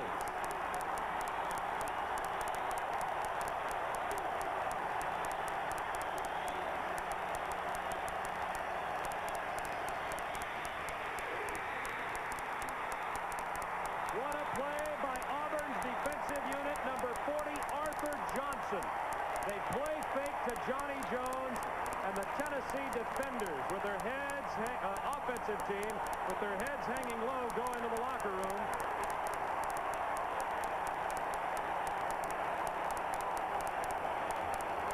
Robinson simply slips over Arthur Johnson, who has been an excellent player for him. He and Tommy Powell really display the intensity that this whole Auburn defense possesses. And that's just an upfield aggressive play by Arthur Johnson, who was a running back, was very unhappy because he wasn't getting the play, and they moved him over to defense, and he's been an outstanding player for him. He backs up Tom Powell. Fine, fine play by the Auburn defense. This is Turner Network Television. Butler looked like anything but a hero. Butler looked like anything but a hero in last week's Georgia-Clemson game. He missed this 26-yard field goal in the first half, and the situation appeared bleak for the Bulldogs. But late in the second quarter, Butler gave Dog fans a preview of things to come when he nailed this 51-yarder that cut the Clemson lead to 20-6 at the half. After Clemson turnovers helped Georgia to a 20-20 tie, Butler gave Georgia their first lead of the ball game with this field goal with just over 6 minutes remaining, and it was 23-20. But Clemson tied the score at 23 all, and with less than 2 minutes to play, faced with a 3rd and 10 at their own 30, Tron Jackson answered the call with this 25-yard run that gave Kevin Butler one last shot at a win. With the ball placed just over the midfield stripe, Butler launched the finest kick of his career, an SEC record-tying 60-yard field goal that gave Georgia a 26-23 win. Our SEC Player of the Week, Kevin Butler. And the Tennessee Band, the pride of the Southland, directed by Dr. W.J. Julian, drum major Ed Nichols, head major Julie Watson performing here. We'll be hearing things like the Memphis Blues, Chattanooga Choo Choo, Rocky Top, and Smoky Mountain Rain. Mountain Rain. Vanderbilt is at Alabama. This is Paul Otgeruth. He goes up and over for the only touchdown of this ball game so far. It's Vanderbilt 6. Alabama's got a 4-point lead. 2 field goals by Ricky Anderson for Vanderbilt. Van Tiffen has just added a 37-yard field goal for Alabama. It is Alabama 10, Vanderbilt 6, still in the second quarter. And welcome back to the Action Center in Atlanta. Before we check the other scores, I want your reaction to the first half of our game right here, Auburn on top. Well, I tell you, Auburn looks a lot better than they have the last couple of weeks, I think, Craig. And Tennessee, their inability to get into that end zone at the end of the half really they might look back on that as a very important play. They should have gotten in. In case you just joined us, it's 16-3 now at the half, Auburn on top. We told you in the pregame show that top-ranked Nebraska would be without running back Jeff Smith, and it seems to be bothering the Cornhuskers. Playing in the Carrier Dome against Syracuse, they have to go to the air. Craig Sundberg to Todd Frayne, a nice pass right here, but that is the only score by Nebraska in the first half. Syracuse playing tough. It is now 7-3 heading to the third. And Texas and Penn State going at it, 14-3. Look at this 84-yard pitch. Todd dodged to William Harris, one of the longest pitches in Texas history. He goes all the way, and it's 14-3 still in the second quarter. Texas over Penn State. We have an update on an ACC battle for you. Wake Forest playing at Maryland. First quarter, Wake Forest gets on the board with a 47-yard field goal by Doug Illing. However, Maryland tied it on a field goal. Then the Terps take the lead. Frank Reich to Alvin Blunt makes a nice move here at the sidelines, goes 50 yards for the score. Maryland was on top 10-3. Still in the second quarter, Reich goes the air again. Watch opened Farrell Edmonds. Look at how open he is right here for the touchdown. But Wake Forest has scored just before the half. It is now 17-all with about 30 seconds to play before the half. Other scores, Clemson, Georgia Tech, no score right now. West Virginia on top of Pittsburgh, 14-7. That game in the second quarter. Illinois trails Iowa. Ronnie Harmon has the game's only touchdown. North Carolina has a 7-0 lead over Kansas. Kevin Anthony from 6 yards out. An update for you, Mississippi State. Artie Cosby has just kicked a field goal. Mississippi State leads the Florida Gators now 3-0. This, of course, is the first game for Florida coach Galen Hall. Mississippi State on top. What do you think of that one? Well, I'll tell you, Galen Hall, I know Galen Hall. He was at Oklahoma, and he'll do a fine job. Other scores to keep an eye on, of course, but we mentioned the Penn State-Texas score. Quarterback Doug Strang has been hurt in that ball game for Penn State. That has to hurt the Nittany Lions. It sure is. They depend on Mr. Strang, and him being out of that ball game, it looks like Texas will roll in the second half. And, of course, we'll have updates and highlights for you all afternoon. We're also going to have highlights of the first half of this game. Let's go now to Bob Neal and Tim Foley. Volunteers of Tennessee. The first Volunteers of Tennessee. The first half has been all Auburn. They lead 16-3. It could be worse in many ways because Auburn not only leads 16-3, but they have 3 first-half turnovers. Let's have a look at highlights from the first half of play. And let's begin when Auburn got on the scoreboard, leading 7-0. This is Kyle Collins, a 2-yard run around the left end. Auburn 7-0 as he tiptoes into the end zone. And here's Tony Robinson throwing his first interception of the year. Tommy Powell, the safety, picks it off. A mistake-prone first half for both of the teams. Did not lead to any points there. Here is Tony Robinson, hit from behind by Gerald Robinson of Auburn. The ball in Robinson's possession goes out. It's a safety. 9-0 Auburn. Now a 40-yard field goal by Fuad Reveiz. 9-3 as Tennessee gets on the board. This is third down long, second quarter. Pat Washington finds Wagan for a 23-yard first down. Auburn drives down to score from 1 yard. Freshman Reggie Ware, his first score of the year. Tennessee, 5 seconds left, tried to get a touchdown. However, an excellent defensive play by Auburn, and that's how we stand at halftime, 16-3. The Auburn War Eagles are leading the Tennessee Volunteers, and if Tennessee's going to get back in this ball game, Tim Foley, I'm sure that's what Johnny Majors is wondering. What's going to happen? Well, I think for sure they're going to try to get the ball to Timmy McGee a little bit more. You know, he's their game breaker. You have to understand now, Johnny Jones is playing hurt. He's playing with a bruised shoulder, and so is Tony Robinson, so we can't be too critical of his performance. Timmy McGee is healthy. They got to get the ball to him. A game breaker type of player. They'll throw it to him on a quick screen, anything quick, you know, and that could get Tennessee back in a football game. And defensively, they have to continue to produce the turnovers, which they did in the first half. Auburn had 3 turnovers in the first half. Tennessee won. We'll be back with the kickoff in just a moment from Jordan-Hare Stadium in Auburn, Alabama. This is Turner Network Television.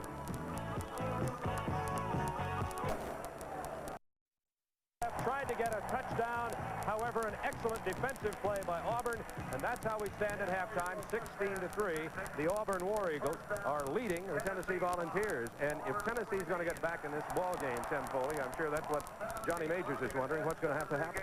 Well, I think for sure they're going to try to get the ball to Timmy McGee a little bit more. You know, he's their game breaker. You have to understand now, Johnny Jones is playing hurt. He's playing with a bruised shoulder, and so is Tony Robinson, so we can't be too critical of his performance.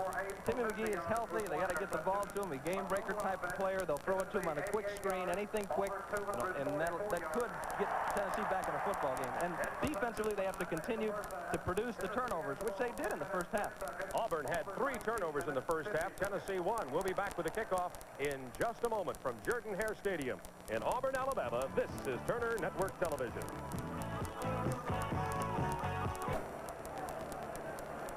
There are the halftime stats. As you can see on the right, the Tigers lead in virtually every category except passing. They also lead in turnovers, and Tennessee may be fortunate to be trailing only 16-3 here, Tim. I don't think there's any question. Auburn was down there a couple of times, couldn't get it in.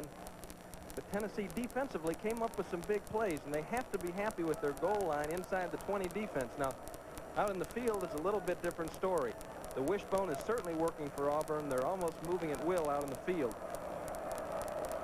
There's Brent Fullwood to return. He is averaging 31 yards per kickoff return and leads the conference in that category. It's not coming down to him, though. It comes down to Arthur Johnson.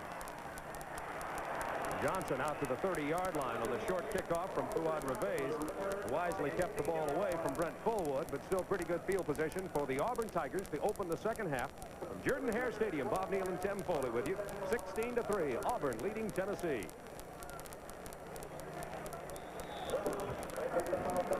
Getting 2 big plays at the end of the half by Auburn's defense.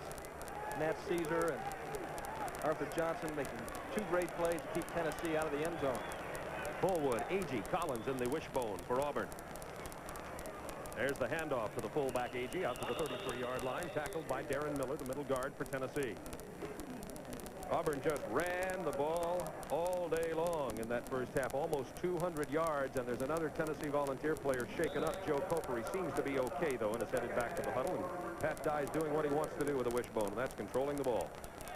I think Darren Miller, the nose guard for Tennessee, is probably having his best game to date.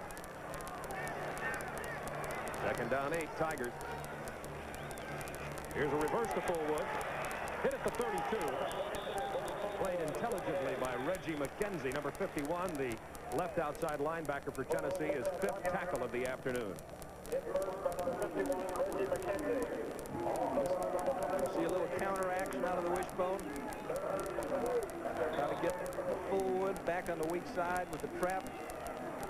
69 Rob Schuler trying to knock some Volunteers out of the way. 3rd down 7. Tigers. Opening series of the second half.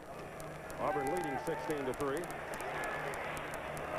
Almost picked off by Cofer.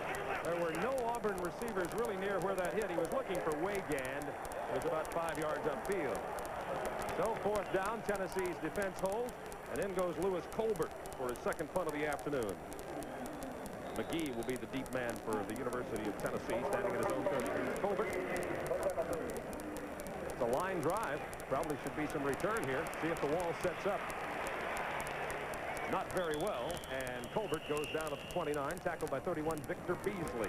So the Volunteers, trailing 16-3 in the opening moments of the second half, have an opportunity to see if they can get anything going on offense. We'll be back in a moment.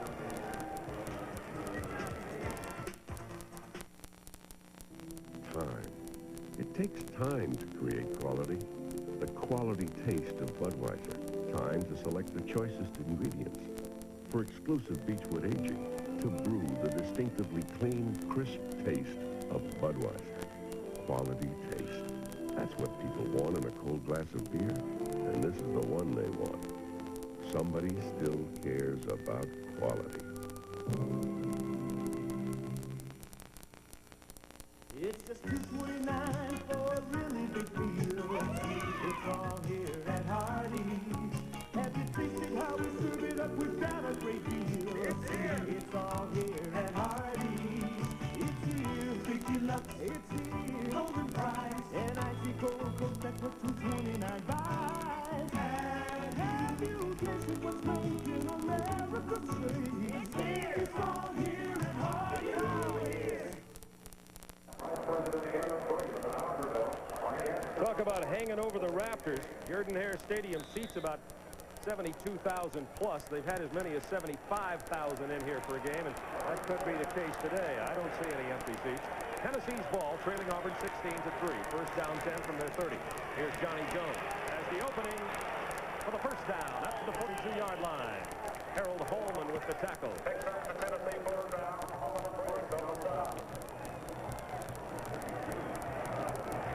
Just a lead draw by Tennessee, their favorite play. Wilkerson gets a nice block on Greg Carr, springs it. Hustling over Tommy Powell to help on the tackle. Johnny Jones playing hurt, showing a lot of courage. 57 yards. He's had 6 straight 100-yard performances. Trying to get it again today. Here's Jones again. And a few more out across the 45 and 46, and Thomas with the tackle this time. Johnny Jones is a senior from Munford, Tennessee. Leads the SEC in rushing coming into the game. Number 2 in the nation. Averages 6.1 yards every time he carries the ball. Has a bruised left shoulder. Second down 6. Jones again. Another close to a first down. Let's see where they spot the ball. May have to bring the sticks in. Ben Thomas with his 6th tackle of the afternoon, number 91 for Auburn. But looks to him like they're going to run Jones more. You can see it looks, I don't know, it looks like his shoulder is hurting him. I'm sure it is bothering him. Against Army last year, he had a real problem. Last week, excuse me, had a real problem with it, and it's the shoulder that he uses to fend off would-be tacklers. And you need to be able to accelerate that forearm up through a tackler, and he's having a hard time driving people off him. But he's a gutty competitor, is used to carrying the ball 30 to 40 times a game. Little chest move there. Auburn sent in 5 defensive backs. Tennessee sent in more meat to try to run on the lighter Auburn defense. As it's 3rd and short yardage. Once again, a big play from number 40, Arthur Johnson. Tennessee doesn't get the first down. It'll bring up 4th down. Losing about a yard on the play. Oh, what a game that young man is having. You see him blitzing through a hole between the guard and the tackle. Gets the running back before he has an opportunity to reach the line. After the Miami game, Coach Dye talked to the defense, and he said there's only 2 of you that are playing with the intensity that we need to win football games at Auburn, and that was Tommy Powell and Arthur Johnson. It'll be 4th down 2. Colquitt into punt. Gaines is back about his 10 for Auburn. Colquitt puts it up very, very high. Gaines fair catches in front of the 18. As Tim Foley pointed out so accurately in the first half, no wonder you can't return the ball. Tennessee gets all 11 men down there before that ball comes down. The Auburn Tigers happy at the moment, leading 16-3. This is Turner Network TV.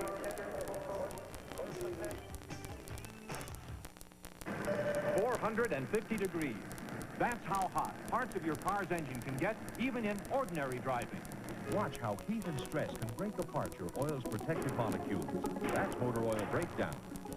STP oil treatment's heat-activated molecules fight motor oil breakdown, fortifying your oil with extra lubricants and anti-wear agents.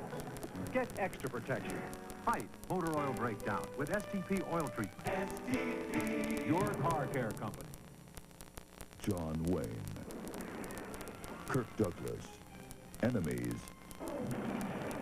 turned allies, bound together by revenge and driven by greed. Mine hit the ground first. Mine was taller. Thereafter, the Gold Wagon, the War Wagon. Monday night, brought to you with limited commercial interruption by Bristol Myers.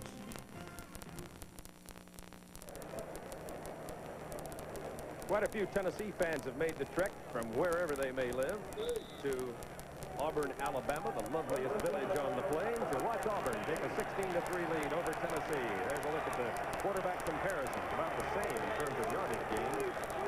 Auburn ball, 1st and 10. Here's Brett Colwell. As it is.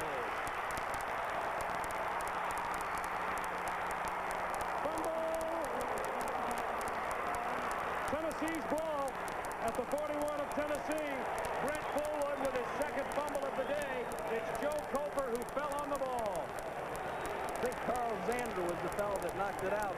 Great hustle by the inside linebacker. Let's see if we're right with that one. Here's a power toss. Fullwood breaks it clean.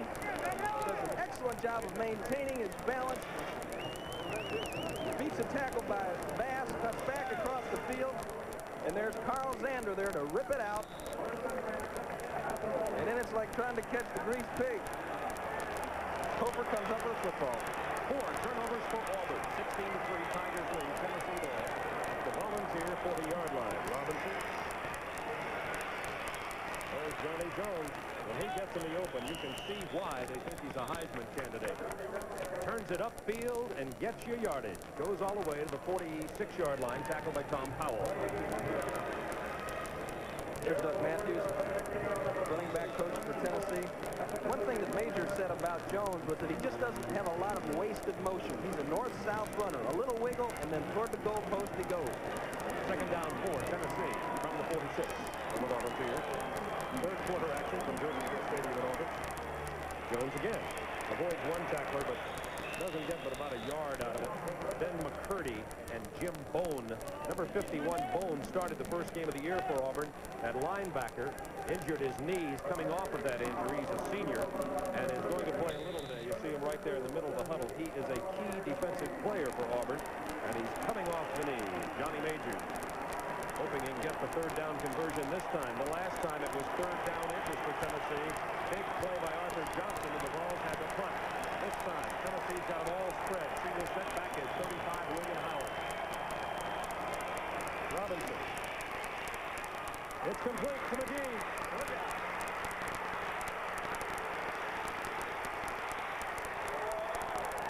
McGee out of bounds at the 15-yard line. Number 4, Briggs finally collared him. 37-yard pass completion. Well, one thing we said at halftime, Bob, we thought they had to get the ball to this young man, McGee. Tommy Powell had it well covered. As Robinson held the ball, he tripped it away from him and then put on his dipsy doodle, and down the field he goes. Briggs saved the score. Second catch of the day for McGee. Total of 47 yards. First down 10. Volunteers at the 15 of Auburn.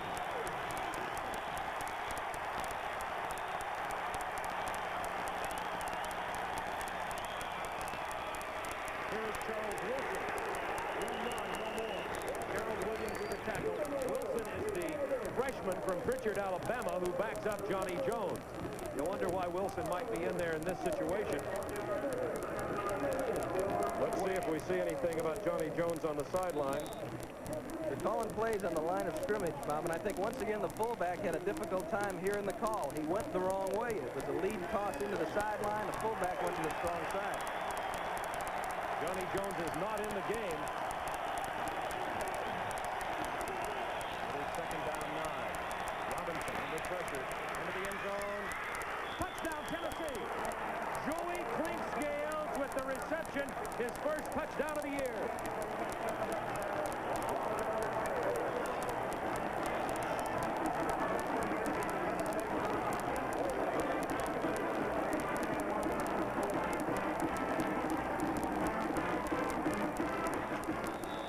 Again, a favorite pattern by a quarterback down in here. A little fade on the sideline. The ball perfectly thrown by Robinson. Briggs in good shape. Cannot get to the ball to make the play. Joey Clinkscales, number 3 after spring practice, fought his way into a starting position. Scored in 6 points. Tennessee. And all of a sudden, we have a ball game. 16-9, Auburn leading Tennessee with 8:33 to go in the third quarter. From Jordan-Hare Stadium in Auburn, Alabama.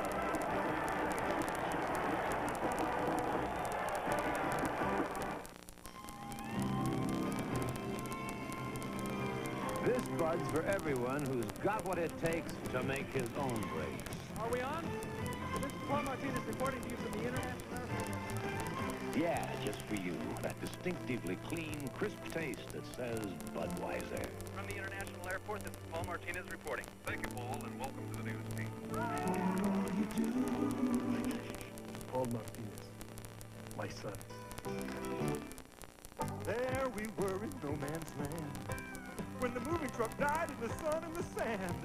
So since it seemed we'd be a while, We set up house and we waited in style. And we waited, and we waited, and we waited. Now I know Ryder and some newer. They're tougher, they're strong, and driving a bargain sure didn't pay. So next time I'll think this way, it's Ryder or it's wrong. With the point after it, 16-10, Tennessee trailing. And watch Ben Thomas here put pressure on Tony Robinson. Number 91, Thomas. Make that number 98 Williams. Gerald Williams moving up through there. He got a face full of Williams then. That looks like John Daly, number 96. We know it wasn't Ben Thomas. Contrary to earlier reports. Auburn leads 16-10 with 8:32 to go in the third quarter. Brett Fullwood will stand back on his own goal line to take the Fuad Reve's kickoff. Last time the ball came down to Arthur Johnson. He returned it out to the 30. So we've seen a whole lot more of Johnny Jones to open the third quarter, but then Jones was out for the key plays that got that touchdown for Tennessee. Here's Fullwood. Averages 31 yards when he returns kick. This time out to about the 25-yard line. Not a great return on that one. Auburn takes over. Joe Cofer with the tackle for the Volunteers. Now, Auburn is not having a problem moving the football, really. The Tennessee defense is playing well, but Auburn's moving the ball. It's just a matter of holding on to it. 4 turnovers, 1 interception, 3 fumbles. 2 fumbles by Brett Fullwood. 1 on the goal line, another one after about a 25-yard run. And that's easy to about the 33-yard line.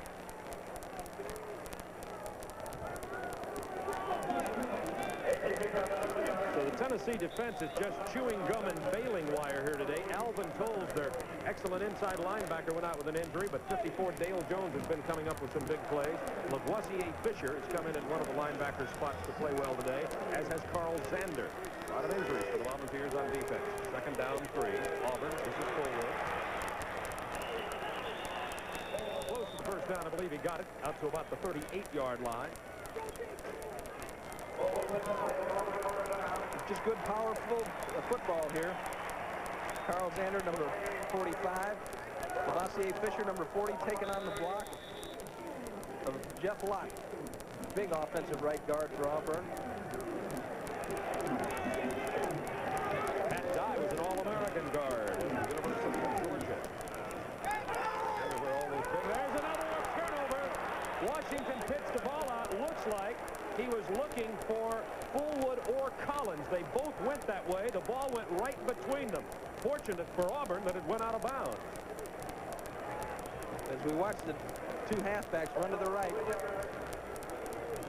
I think that the man that's supposed to receive that pitch there is Fullwood, number 22. He tossed it toward Kyle Collins, but Collins, I think, is supposed to be a blocker. Tennessee had covered the receiver. Washington's next move is to pitch the ball back. The quarterback playing up could have had goal lines and headlines there for Tennessee. Here's Fullwood again. They're trying to strip him, but he breaks open. Inside Tennessee territory for the first down. Another big second down long play. An 18-yard ramble by Brett Fullwood, who's got a lot of yards on the day, over 100 now. Little setup draw. Saw Dale Jones blitzing to the top. A missed tackle that Fullwood broke. Turns it into a nice gain for Auburn. Auburn doesn't have to get too cute with Tennessee. They just stay with the straight rock'em sock'em block. From the 48-yard line of the Volunteers, Washington all day to throw. Incomplete. He was looking for 38 Collis Campbell. Covered by 26 Vernon Bass, the freshman, filling in for the injured Tommy Sims for Tennessee. We're going to pause 5 seconds to allow our local stations to identify themselves.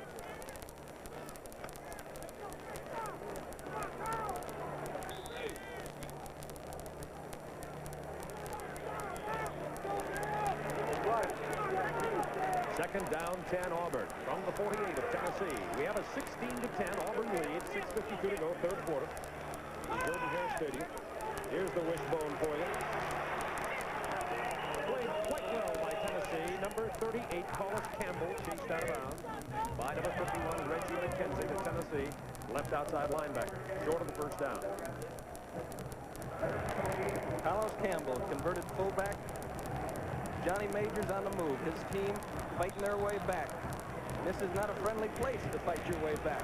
We've got some Tennessee fans here, but a lot more of that orange is Auburn orange than Tennessee, for sure.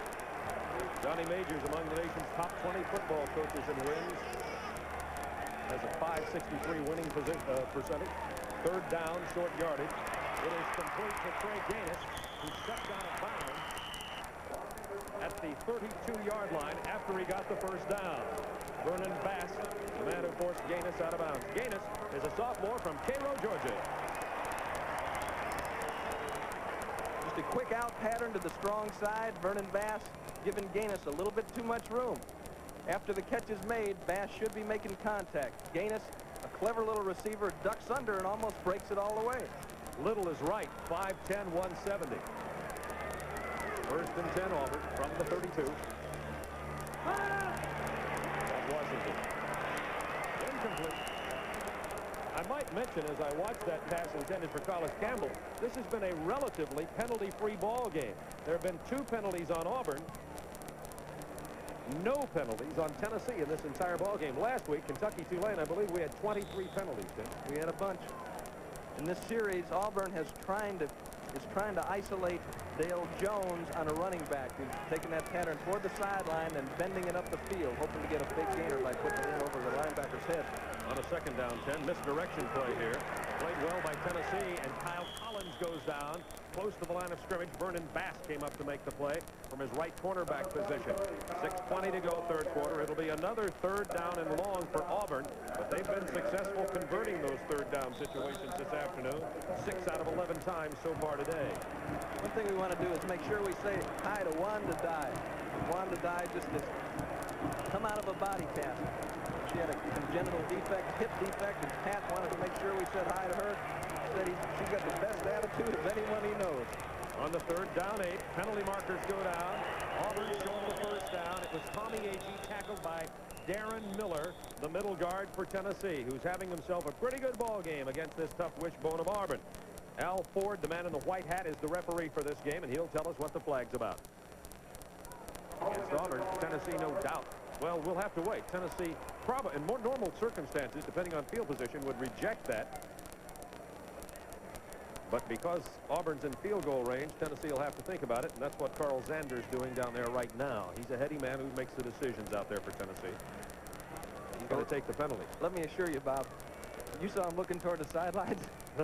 He's not going to take the credit or blame for that decision. He's looking over there to the people with the wisdom.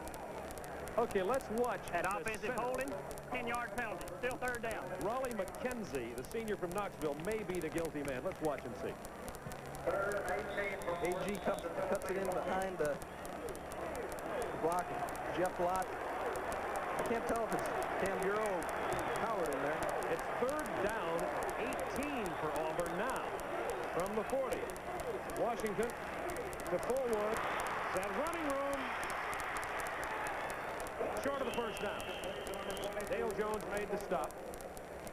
So it'll be fourth down, but because of the success on that, it's going to be at about the same place that the penalty was, and Auburn will send in their field goal unit here.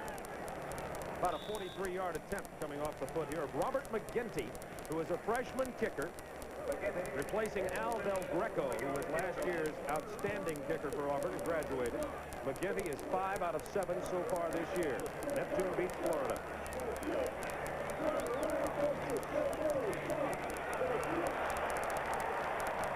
It is no good. McGinty misses to the right. Tennessee stays alive here and trails by 6. Still 16-10 Auburn with 4:50 to go in the third quarter of play. We've got ourselves another backyard battle in the SEC. This is Turner Network Television.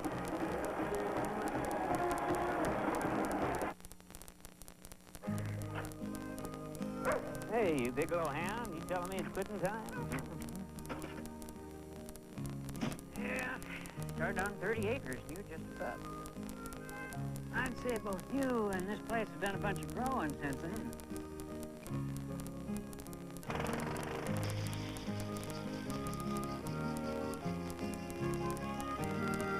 The Red Man reaction.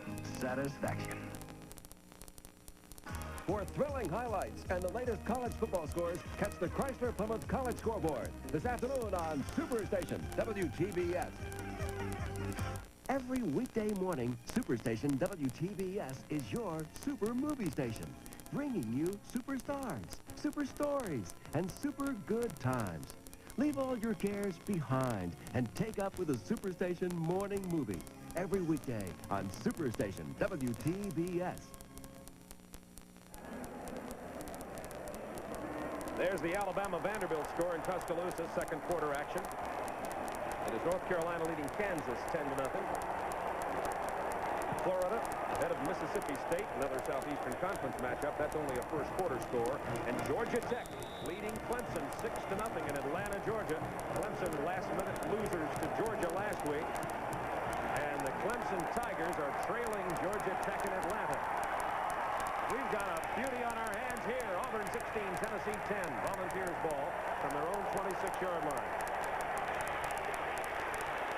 Quick opener right over the middle. It's William Howard, the fullback. I don't see Johnny Jones in there still. Johnny Jones came out to begin the third quarter as you look at the time remaining in the third quarter and ran the ball very successfully for the Volunteers. Looked as though his shoulder was bothering him. We have not seen him since late in the last Tennessee drive. And Tennessee has gone to double tight ends, 2 wide receivers, and a single setback on second down 8 from the 28. Robinson with good protection.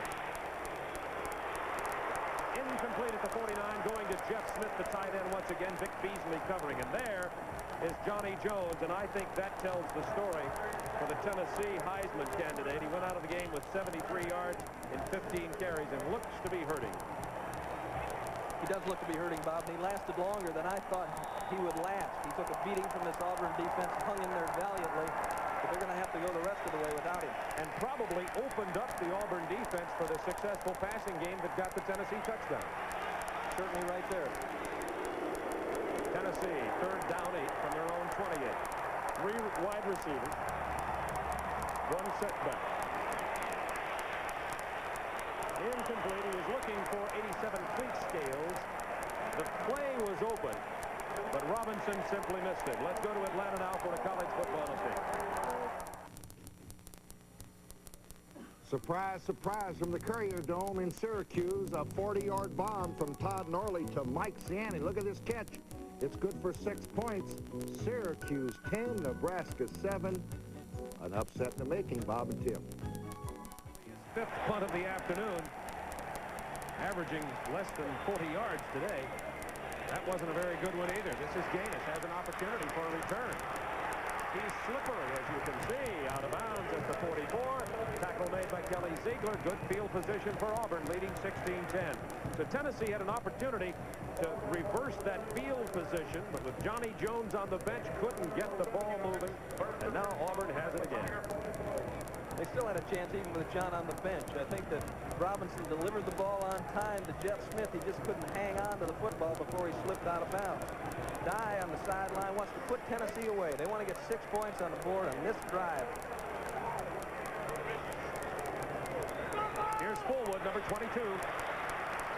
Oh, what a hit. Oh, my. Looks like 29 Clark delivered that blow, the senior free safety. Excuse me, I get carried away when I hear it all the way up here. Clark's still feeling it. A great hit here by Clark. Coming up from his free safety position. He's run about 10 yards. He's filling the running lane here, and watch this hit coming up. Bang! Just drove Fullwood back. Fullwood's out of the game. Campbell is in place of it. Tommy Agee gets the first down on a quick opener on the right side. Inside the 45 to the 44-yard line. Kelly Ziegler, the freshman linebacker, with a stop for Tennessee. 3:12 to go, third quarter. Al Ford, our referee today. The officials have kept this. Both teams, first of all, have played relatively errorless football. And Auburn just dominating possession of the ball, as you can see from the first down statistics.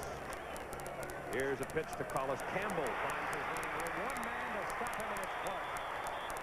Drags him out of bounds. That popped open, and had the free safety not been playing center field, Auburn could have taken it into the end zone, out of bounds at the 28. It's unbalanced to the right. As you see Freddie Wagan on the end of the line of scrimmage, just walling some people off to the outside. Middleton cutting off the inside. Clark, great tackle by Vince Clark. Just grab a hold of something. If you're the last man, grab a hold of something and drag him out of bounds. First down 10 from the 28-yard line. Auburn leading 16-10, 2:52 to go, third quarter. Washington has a man out here. It's Gaines. Complete and out of bounds at the 18, close to the first down. Auburn just driving right downfield. They started with good field position. Trey Gaines in the football uniform doesn't look like a whole lot, but he gets the job done. He's a heady player. He's the best combination blocker receiver that Auburn has. Trey Gaines. And Pat Washington goes to 8 out of 15 for 82 yards on the day with 1 interception. It is second down and 1, short of the first down. Double tight ends for the Auburn Tigers.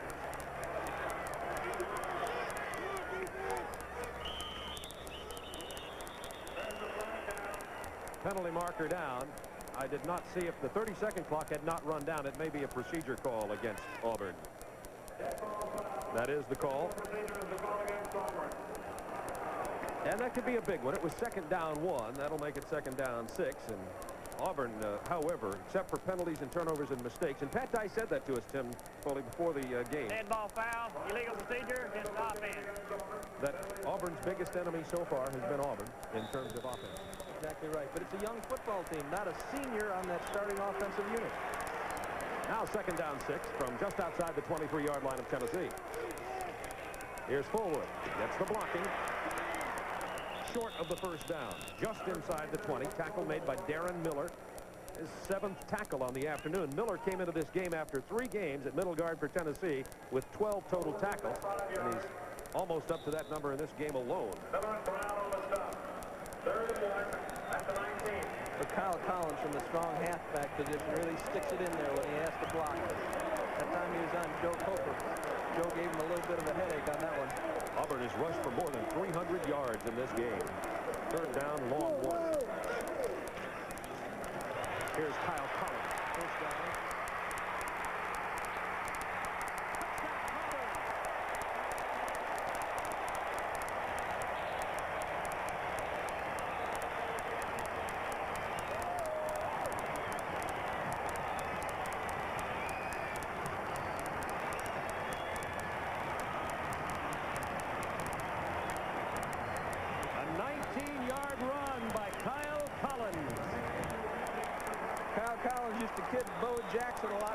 All the publicity he got. Nice job there by Brett Fullwood. Gets the block. Collins makes a defensive back miss. Strides it into the end zone for 6 points. That's his second touchdown of the year rushing. He used to hang around the interviews when Bo Jackson was getting interviewed, and he'd kind of yell in, "Hey, Bo, what do you think about the Cuban Missile Crisis? Hey, Bo, what do you think?" And they just had a real good relationship. They just laugh and smile at each other. Well, now Collins is going to be getting some of the press. Maybe Eddie Graham can pick on him. Pat Dye talking to his offensive coordinator, Jack Crow. Pat Washington in the background there.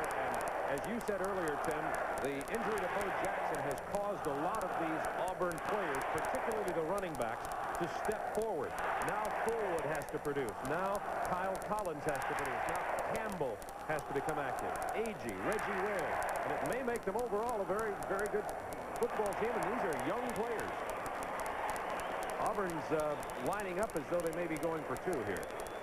They lead right now 22-10.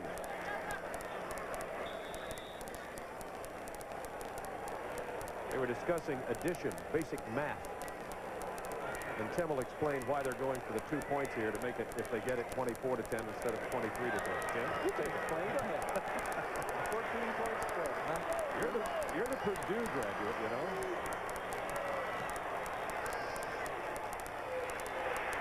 It's not going to matter from the Auburn viewpoint because Washington couldn't get the play underway. Zander made the tackle, and it remains 22-10. Well, if Tennessee scores a touchdown, it'll be 17. Then 3 would be 20, and another field goal would be 23-22. They were probably thinking of it like that. The end zone, look at the touchdown. Fullwood gets the block. Out in front, Steve Wallace walls off a Tennessee player.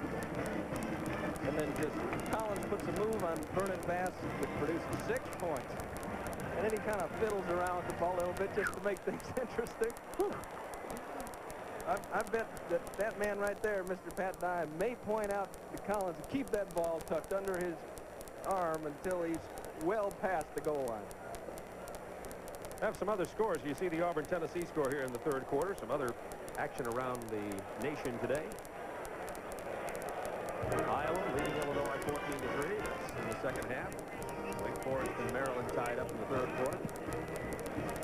West Virginia leading Pittsburgh, and Pittsburgh's having their problems. And Alabama leading Vanderbilt 10-9 in the third quarter. So that's a real close one at Tuscaloosa, Alabama's homecoming. Vanderbilt has never won there.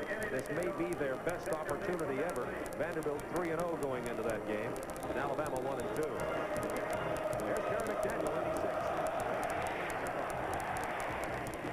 He returned the last one. He's going to have to do this one as he bobbles it. Out to the 12-yard line, hit hard by number 4, Alvin Briggs, and also on the play is number 3, Kevin Porter. So it'll be volunteer ball once again. They have to start their drive. If you look at that scoring drive with the Tigers, they had to only go 56 yards. Well, if Tennessee's to be successful now, they have to go 88 yards. Tennessee has not had field position today, with the exception of the Auburn turnovers.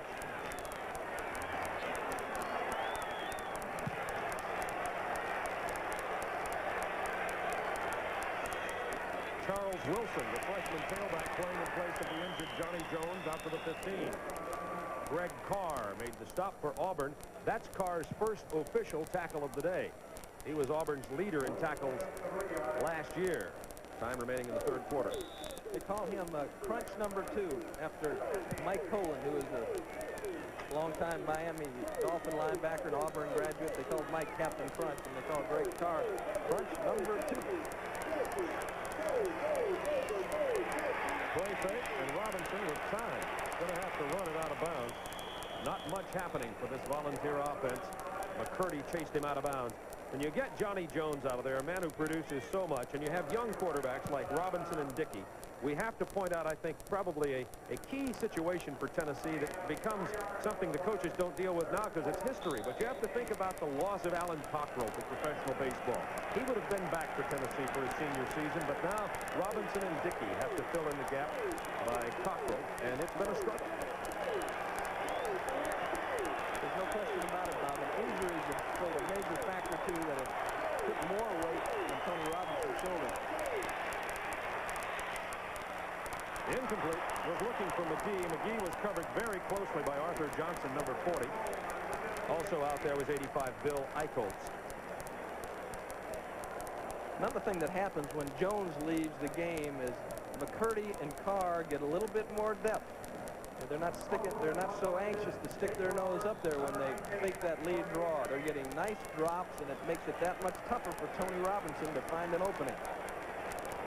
Colquitt has not got the distance on his punting game here today that he'd like to have. He was an All-American in '82, disappointing season last year.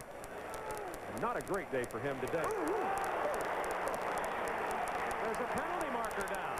Was there a fair catch signaled by Gaines? It was Bruce Garrett, 84, who made the hit, a sophomore from Memphis.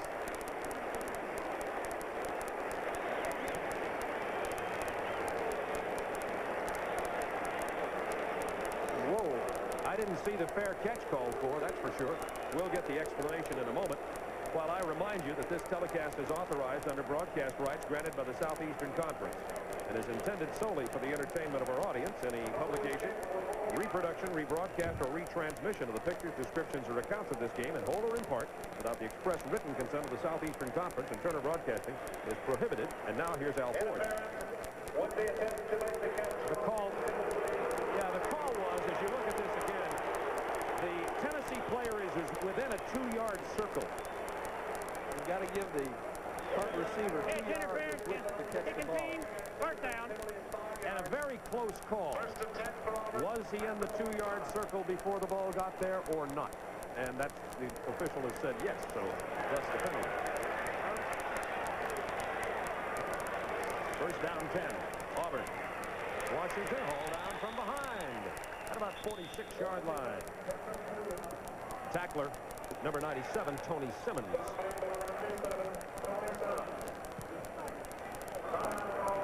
Talking to the offensive line there, Dave Douglas.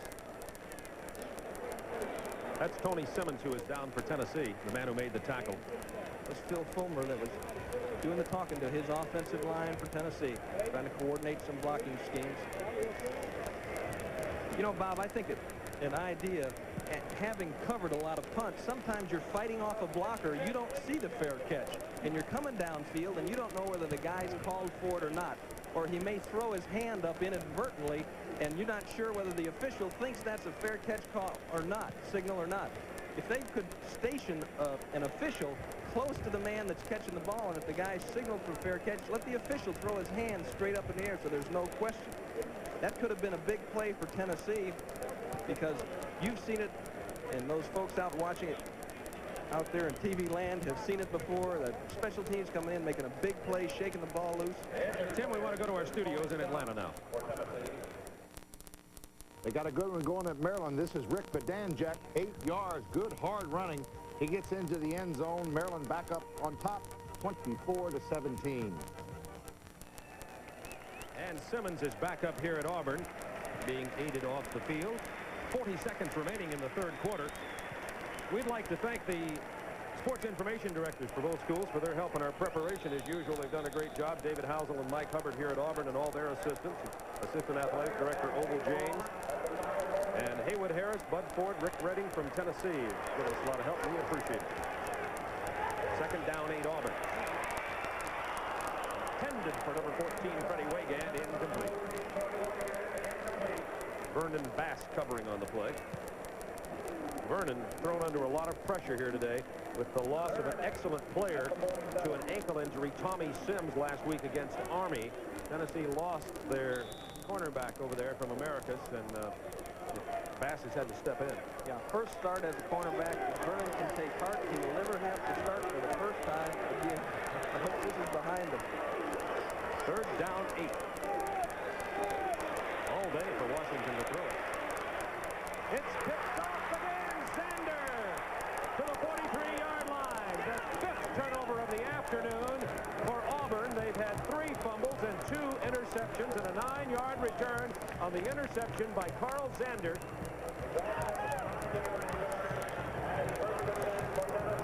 Heady football by Zander. As Washington rolls to his left, he's trying to get it back to Gaines, who comes all the way across the field. Zander had shrunken down his zone, pursued Gaines, and was in position to make the catch. He's come up with 2 big turnovers on defense. He's stepping up and making up for the loss of Alvin Toll. Tennessee with good field position here. 13 seconds to go, third quarter from the 42. Robinson. 96 is John Daly. Down to the 44. 13-yard return by Daly, and it is, I don't want it, you can have it. And now Auburn back with the ball with 2 seconds to go in the third quarter. Trying to get it to McGee down the middle of the field. Auburn defense has that area covered, fires it back to the tight end. Daly sitting underneath, picks it off. Heartbreaker for Tennessee's defense, who's fought to give that offense the ball in good field position. First down, 10 from the 44. That was Freddie Fullwood carrying the ball. Correction, Kyle Collins carrying the ball for the Auburn Tigers. That's the end of the third quarter. The score, Auburn 22, Tennessee 10 from Jordan-Hare Stadium in Auburn, Alabama. This is Turner Network Television.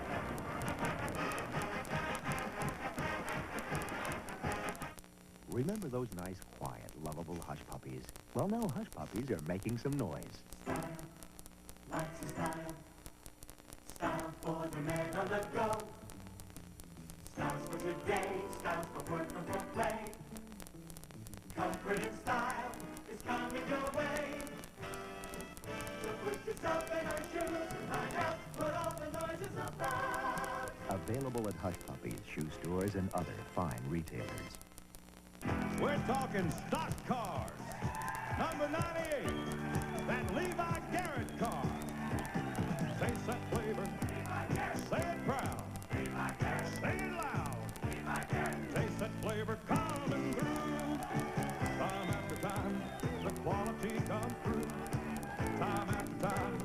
quality comes through. That's why Levi Garrett is the brand I'm proud to choose. Levi Garrett.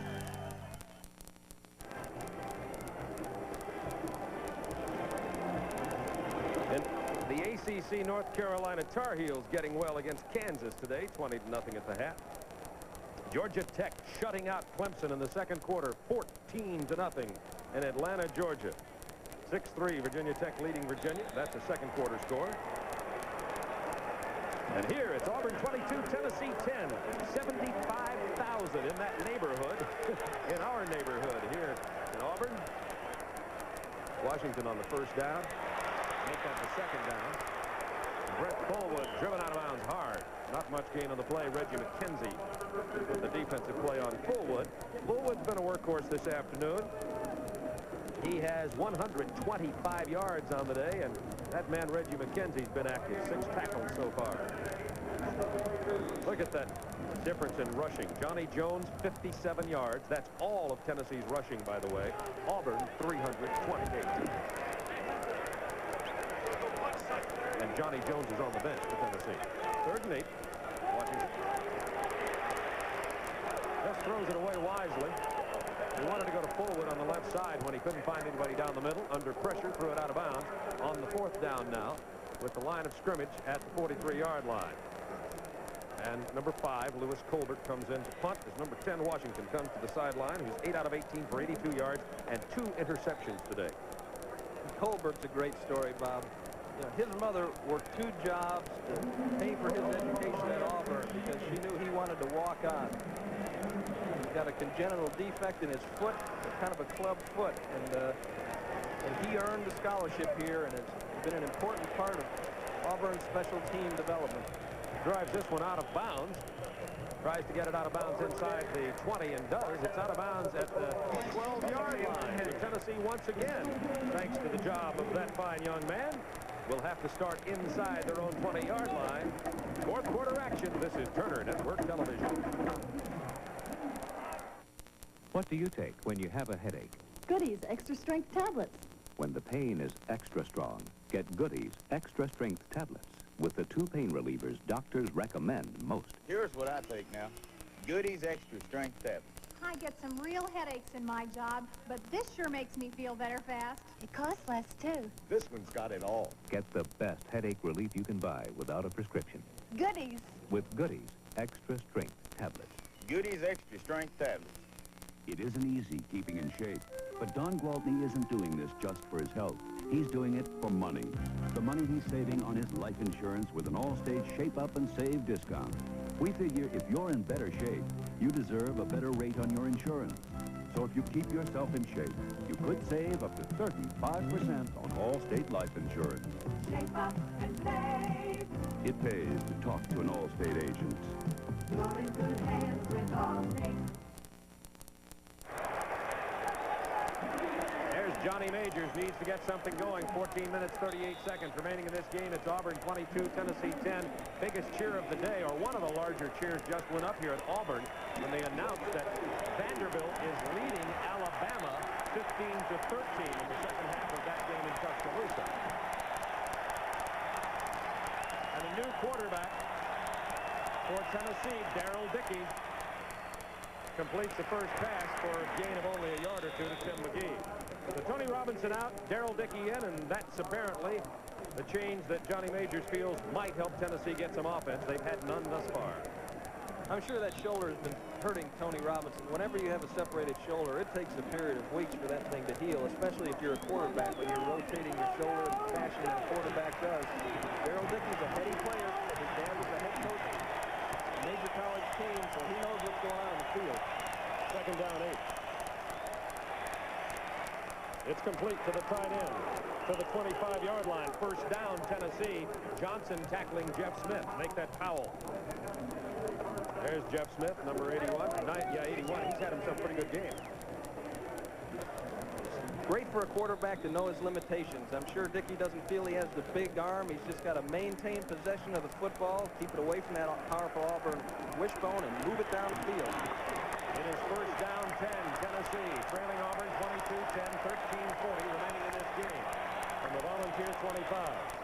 Handoff for the fullback. He's out to the 31-yard line. William Howard, Gerald Williams and Powell with the tackles. And an update on that Vanderbilt-Alabama game. It is Vanderbilt 16, Alabama 13 in the third quarter at Tuscaloosa.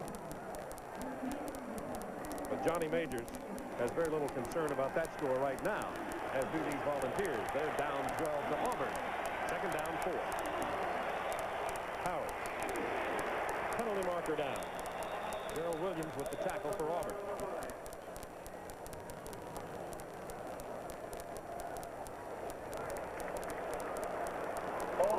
Penalty against Tennessee. Want to take just a moment to wish a happy 38th anniversary to the parents of Rick Rayford, one of our fine, outstanding crew members with our broadcast. Donna and Dick Rayford, 38 years of happy marriage. Except for some problems Rick caused them along the way. There's the penalty, and here's Al Ford with the announcement. Offensive holding, 10-yard penalty. Second down still.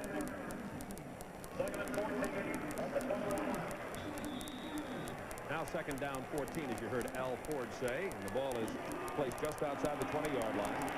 Beautiful day for football here in Auburn, Alabama. The sky is becoming a little cloudy now. Charles Wilson, William Howard in the backfield for the Volunteers.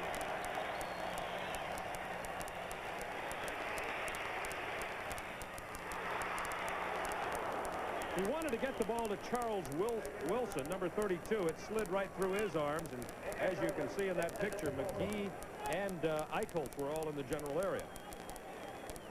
Third down 14 coming up.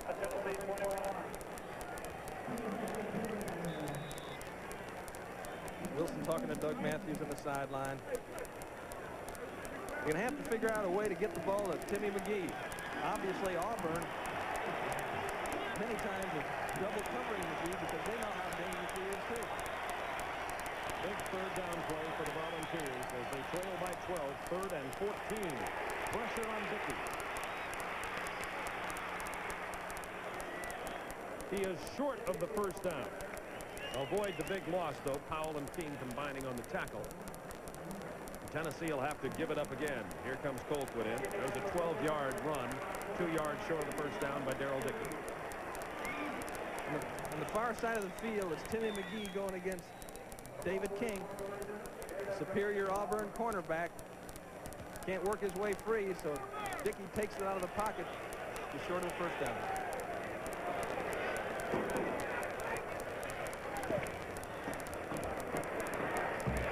Fair catch signaled for by Gaines. One of the Tennessee players was within that 2-yard circle again, so there's another penalty against Tennessee. Number 7, Chris White was in there. We'll be right back to Auburn, Alabama.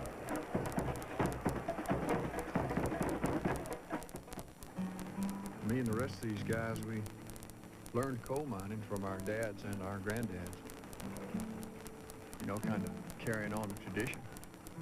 There aren't many men can do what we do, let alone do it as good. It's for guys like Dan Jagelski that we make sure every Budweiser is the best it can be, brewed with the same kind of pride Dan puts into his work. So to Dan and all you guys out there like him, this Bud's for you. Why did the family cross the road? To get to the chicken on the other side. Hardee's tender breast of chicken. The real chicken filet sandwich McDonald's and Burger King don't have. Golden fried with tasty seasonings. Lettuce, mayonnaise, and a sesame seed bun. Definitely worth crossing the road for. Chicken filet that makes America say, it's here at Hardee's.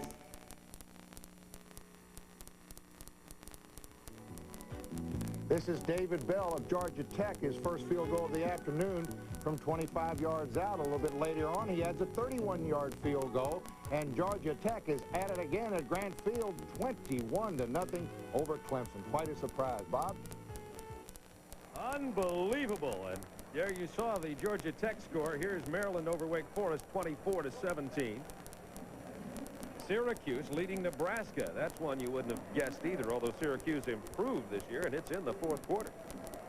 And Texas leading Penn State in the third quarter, 21-3. Don Lindsay's done a great job with that defense at Georgia Tech. shutting out Clemson. That's almost hard to believe, but you can believe it, folks. On the first down, Agee tackled by Carl Zander. We have 11:48 to go in this game. Auburn leads Tennessee by a score of 22-10. Tennessee can get nothing going on offense here today, but Auburn has turned the ball over 5 times. So this could really have been an Auburn blowout today. Auburn has totally dominated control of the ball from the very beginning of this football game.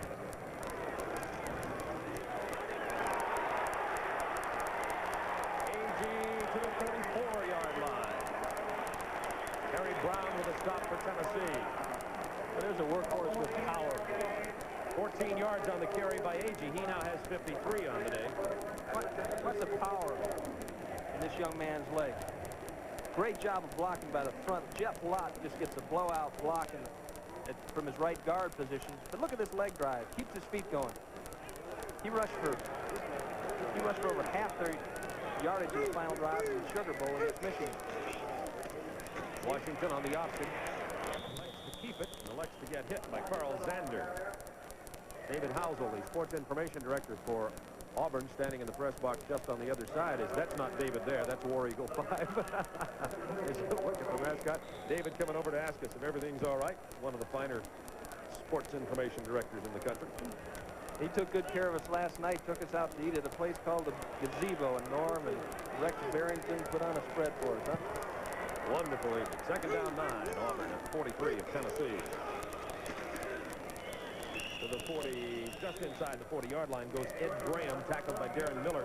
Graham, number 21, is a senior from Bayou La Buttra.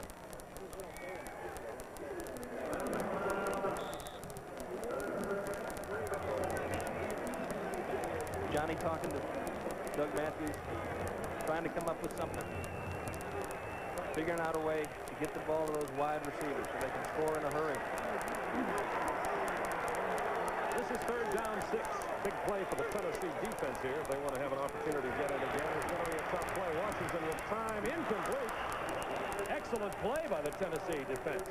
Jeff Parks was the intended receiver. Reggie McKenzie was out there keying the play, but Tennessee strung it out, forced Washington to keep it. Then when he wanted to get rid of it, they had good coverage on. So the punter will come in, Lewis Colbert, once again for Auburn, leading 22-10 with 9:47 to go in this game.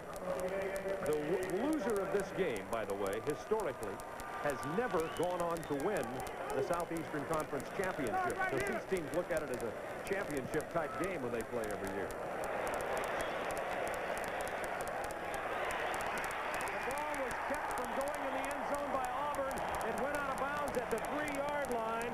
Andre Bruce, a freshman from Montgomery, number 93, got down there. A 38-yard punt by Colbert. An excellent job of punting and coverage. And Tennessee will have to line up in the end zone again. Just watch this. This is Turner Network Television.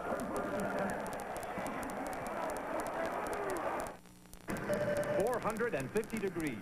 That's how hot parts of your car's engine can get, even in ordinary driving. Watch how heat and stress can break apart your oil's protective molecules. That's motor oil breakdown. STP oil treatment's heat-activated molecules fight motor oil breakdown, fortifying your oil with extra lubricants and anti-wear agents. Get extra protection. Fight motor oil breakdown with STP oil treatment. STP. Your car care company. Storm sure tore a hole in the roof. Lose us a week fixing it. Maybe not. Get the stuff off the truck there. Morning. Thought we'd give up farming and take up roofing for a change. Don't let us stop ya. Bring those 2x6s over here. Give me a bundle of shingles. More nails. Almost there. That ought to do it. Can't thank you boys enough for putting us back in the business. Then don't. The Red Man reaction. Satisfaction. 9.5 minutes remaining in this game. 22-10, Auburn leading. You see that Auburn has 2 timeouts remaining, Tennessee 3.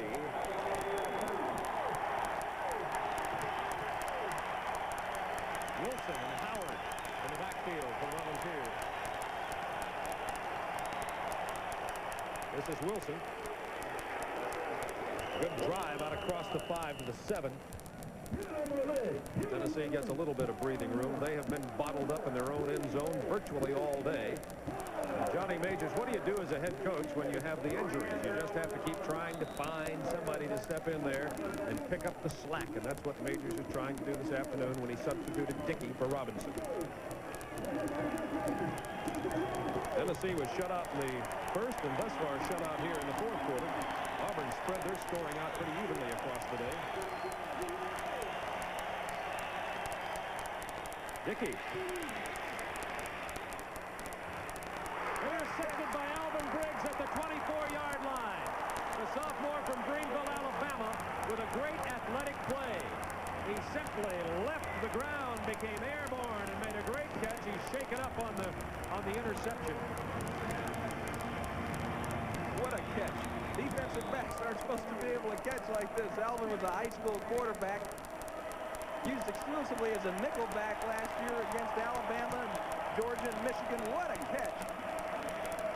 Defensive backs are coached to catch the ball at its highest point. Look at him play the football. Well-thrown ball by Dickey, but just an incredible catch by Alvin Briggs.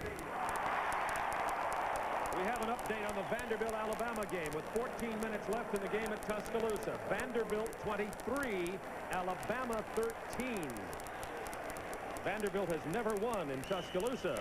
Auburn just keeps powering the ball up the middle. Tommy Agee. And now let's go to Atlanta for an update on that game. Thank you, Bob. Here's how it happens. Quarterback Kirk Page to Chuck Scott for the touchdown. It is 23-13. This is Alabama's homecoming, but so far not a very happy one. Back to Bob.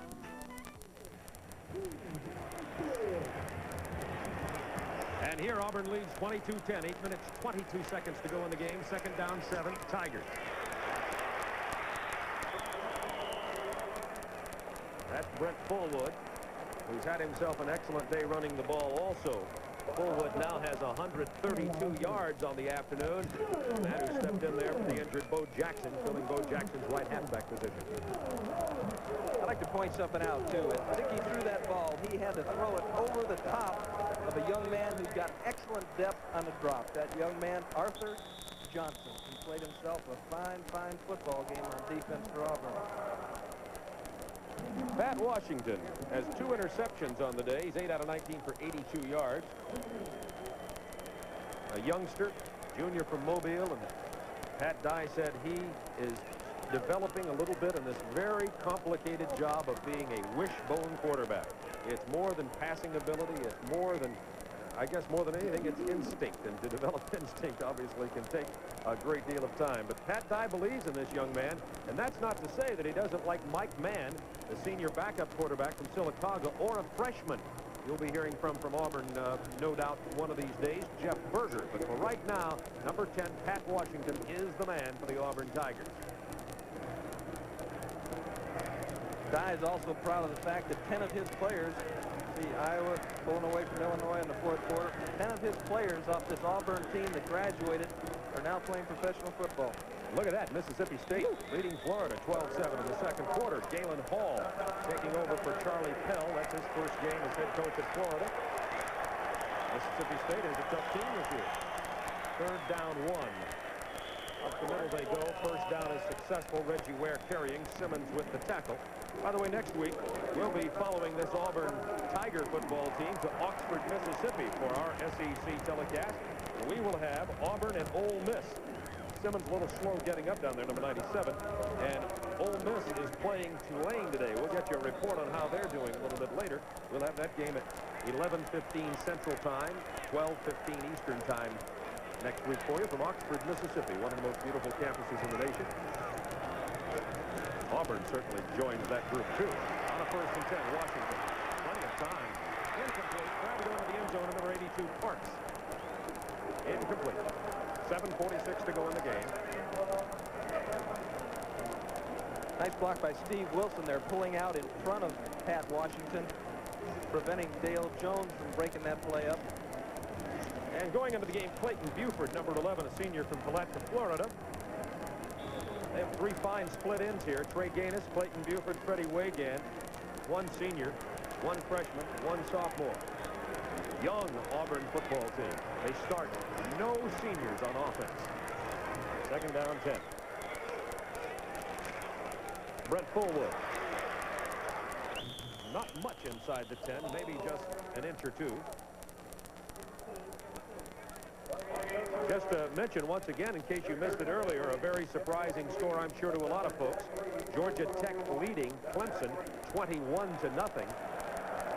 We saw, and you saw if you watched our TNT and TBS Sports telecast of the Alabama Tech game, that Tech looked to be for real this year, and now they're handing it to their ACC opponent, Clemson. Last time they were in this situation, they handed the ball to Kyle Collins. They've got Gaines in. He's a good blocker. Eddie Graham also in. They're shifting Parks to the wide side of the field. Third and 7. There's Collins again. Collins gets it in the end zone again. Coach Tim Foley just made another good call. Auburn drives into the volunteer end zone.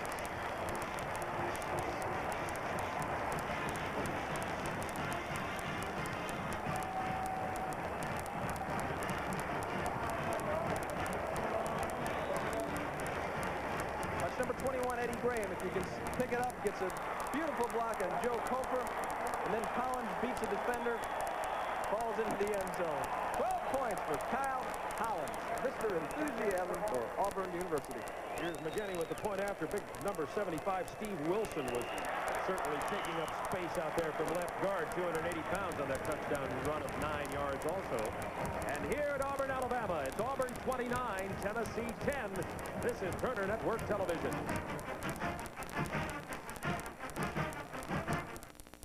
It isn't easy keeping in shape, but Don Gwaltney isn't doing this just for his health.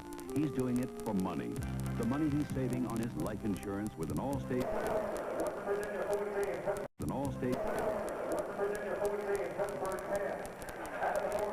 A favorite thing for wide receivers to do is not to block, and especially from in there. Little Trey Gaines gets a double-team block on Dale Jones, helps open up the hole for Kyle Collins.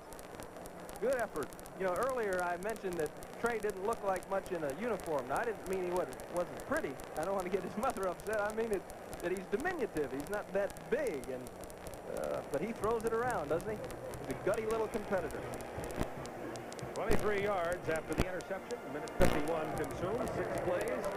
Collins with his second touchdown of the day. And the Auburn running backs seem to be filling in to replace the missing Bo Jackson. This kickoff will hit down and come out for the 20-yard line. 6:59 remaining in this game.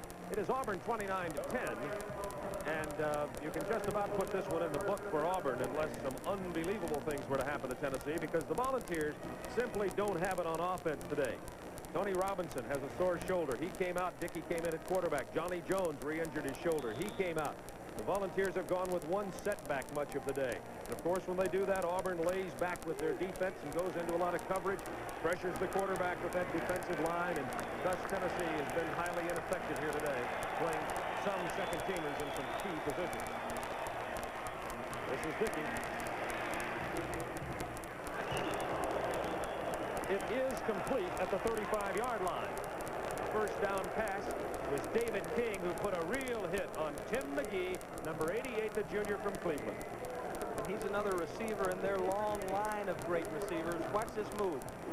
Breaks down in a yard, back to the ball, and gets his feet down inside before the dancer, David King, delivers a blow. What college team in the nation had 3 first-round wide receivers? The answer is Tennessee. Hancock, Galt, and Duncan. That's not counting Stanley Morgan, who used to run by me on a consistent basis when he was with the New England Patriots. First down, 10, Tennessee. A couple of yards near the 40, and another tough hit by Hallman and Ben McCurdy. Let's see if Charles Wilson comes out of there. There he is, number 32. He just got swallowed up over there. He's from Pritchard, Alabama, playing up at the University of Tennessee. One of the things you notice when you look at the Tennessee recruiting is high school football does not produce the depth and quantity of high-quality players that a lot of states do. They produce some good ones, but not as many. Tennessee has to recruit all over, not just in Tennessee. So you see names from literally all over the country on this Tennessee roster. Second down, 6 Volunteers from the 38. Dickey keeps the ball. close to the first down, but goes out of bounds, being chased by 96 John Daly. I'd like to thank our spotter, Kim Anderson, doing a great job today. It's always tougher on Kim when we do the wishbone because of the slick ball handling, but he once again has risen to the challenge. And our spotter, of course, David Carroll. Tom Smith's there's Pat Dye, who helped us also. Tom Smith's our engineer. No, our engineer is Cal Paulus. The Fonz would be upset if I said that. Tom's our director. Of course, Skip Ellison, the producer. Great job by everyone today. And there you go on the third down situation. Tennessee's only converted 1 out of every 3, and they call timeout now. 2 timeouts remaining with 6:39 here. It's Auburn 29, Tennessee 10, and we're going to Atlanta for an update on college football. Thank you, Bob. And what an update it is. Top-ranked Nebraska facing Syracuse. Another touchdown by the Orangemen of Syracuse. Harold Gaden finds the end zone. Tom Osborne can't believe it. His team is now trailing 17-7, just 2 minutes left. We'll have this game and others coming up right after the game on the Red Man Report. Back to Bob. A day of upsets in the making, we might say. There's the time remaining in this game, 6:39. Auburn leading 29-10. Tech leading Clemson. And the last we heard, Vanderbilt was leading Alabama, although on this season, I don't know if you'd call that an upset. But people at Alabama would definitely call that an upset. Sure. Both Pat Dye and Johnny Majors, long-time winners in the field of coaching. It's funny listening to Pat Dye talk about push-starting his Volkswagen and driving to work for Bear Bryant with Howard Snellenberger, and Howard Snellenberger asking him if he'd ever heard of George Allen. This guy out in California offered him the job. Howard Snellenberger ended up going out there, of course, and Pat Dye had the success. One of the premier college coaches in America today. Third down 2, Tennessee. There's a good job of tough inside running by William Howard, number 35. Tennessee gets the first down. You do know one thing about a Johnny Majors team is these Volunteers don't quit. They have been, frankly, outmanned by Auburn today, virtually position by position. They're still hanging in there. Dickey driven out of bounds near midfield. Gain of about 5 before he went out at the 49-yard line. Dickey came in last week and played against Army when Tony Robinson was shaken up and was 14 of 24 for 167 yards passing the ball. As a junior from Gainesville, as Tim told you earlier, is the son of Doug Dickey, former Tennessee and Florida coach. It's interesting to see these sons starting to crop up now. Jackie Kemp's son in L.A., and we saw Billy Neighbors' son playing for Alabama 2 weeks ago. Age. It's called old age on our part, so. Called down hard by number 90, Kevin Green. Senior defensive end from Anniston, Alabama. That's what you can do when you know the team's down 29-10 and going to have to throw. These defensive ends just lick their chops. They do, and lay back their ears. And this is what has changed in college football over the last 10 years. 10 years ago, you're not going to see a guy that's as big as Green running down a quarterback. Those fellas that are 6'4" and 6'5", weigh 240 pounds, they still have a tremendous speed. Kevin Green has 2 sacks on the day now, and Tennessee has called timeout again, and now Tennessee will have 1 timeout remaining. We just got a further update from the Auburn Sports Information Service here. The Vanderbilt-Alabama score with 8 minutes remaining. Vanderbilt leading Alabama 23-13 at Tuscaloosa. Vanderbilt has never defeated Alabama at Tuscaloosa, but do have a 10-point lead today. Vanderbilt went into that game 3-0, and Alabama 1-2. It is homecoming for the Crimson Tide. So that's an interesting score. And we reported earlier that Syracuse is leading Nebraska, which is surprising a lot of folks, and it is Georgia Tech leading Clemson 21-0. While we have the timeout here, we're going to pause 5 seconds to allow our local stations to identify themselves.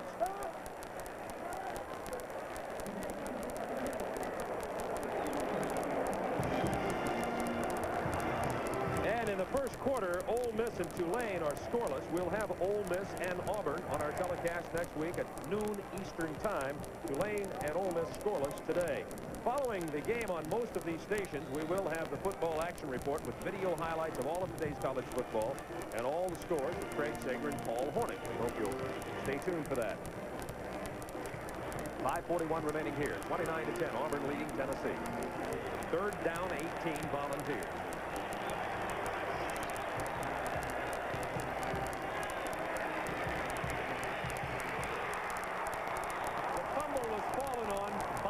Tennessee. Gerald Williams hit the quarterback. Number 98 hit Darrell Dickey, but Tennessee maintained possession of the ball and will punt it away now.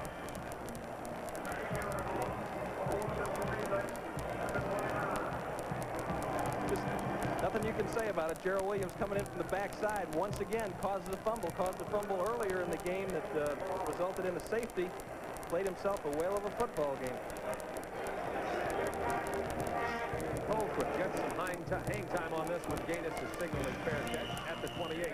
And while we're talking about Tennessee having problems offensively, that is not to overshadow the outstanding defensive job done by Auburn today. That defensive front line of Daly, Thomas, Hallman, Williams, and Robinson all have made big contributions. McCurdy and Carr have been filling the hole. McCurdy particularly active, had a sack and 6 tackles. And in the defensive backfield, Arthur Johnson, Tom Powell, those safeties that Pat Dye told us were so intense at their position, at their game, have in fact performed that way today. 1st and 10 Auburn from the 29. And Auburn has Mike Mann in at quarterback, number 17. He came in for Pat Washington here with a large 29-10 lead. Reggie Ware carrying the ball on the play. Here's Mike Mann, who's a senior from Sylacauga, Alabama. 5'11", 185.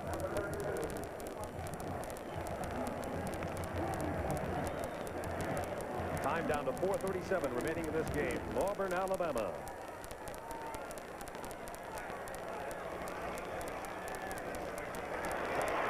It's complete to Wagan, number 14. Terry Brown with the tackle for Tennessee.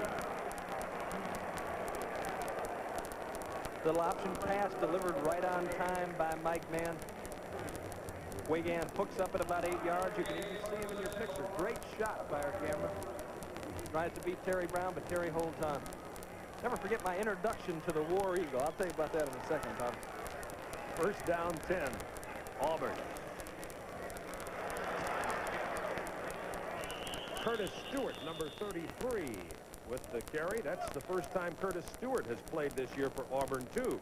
Curtis Stewart, one of those youngsters, sophomore from Montgomery, hasn't seen any action thus far, but a lot of people were asking Pat Dye in his call-in show about Curtis Stewart. He says he's fine running back, too.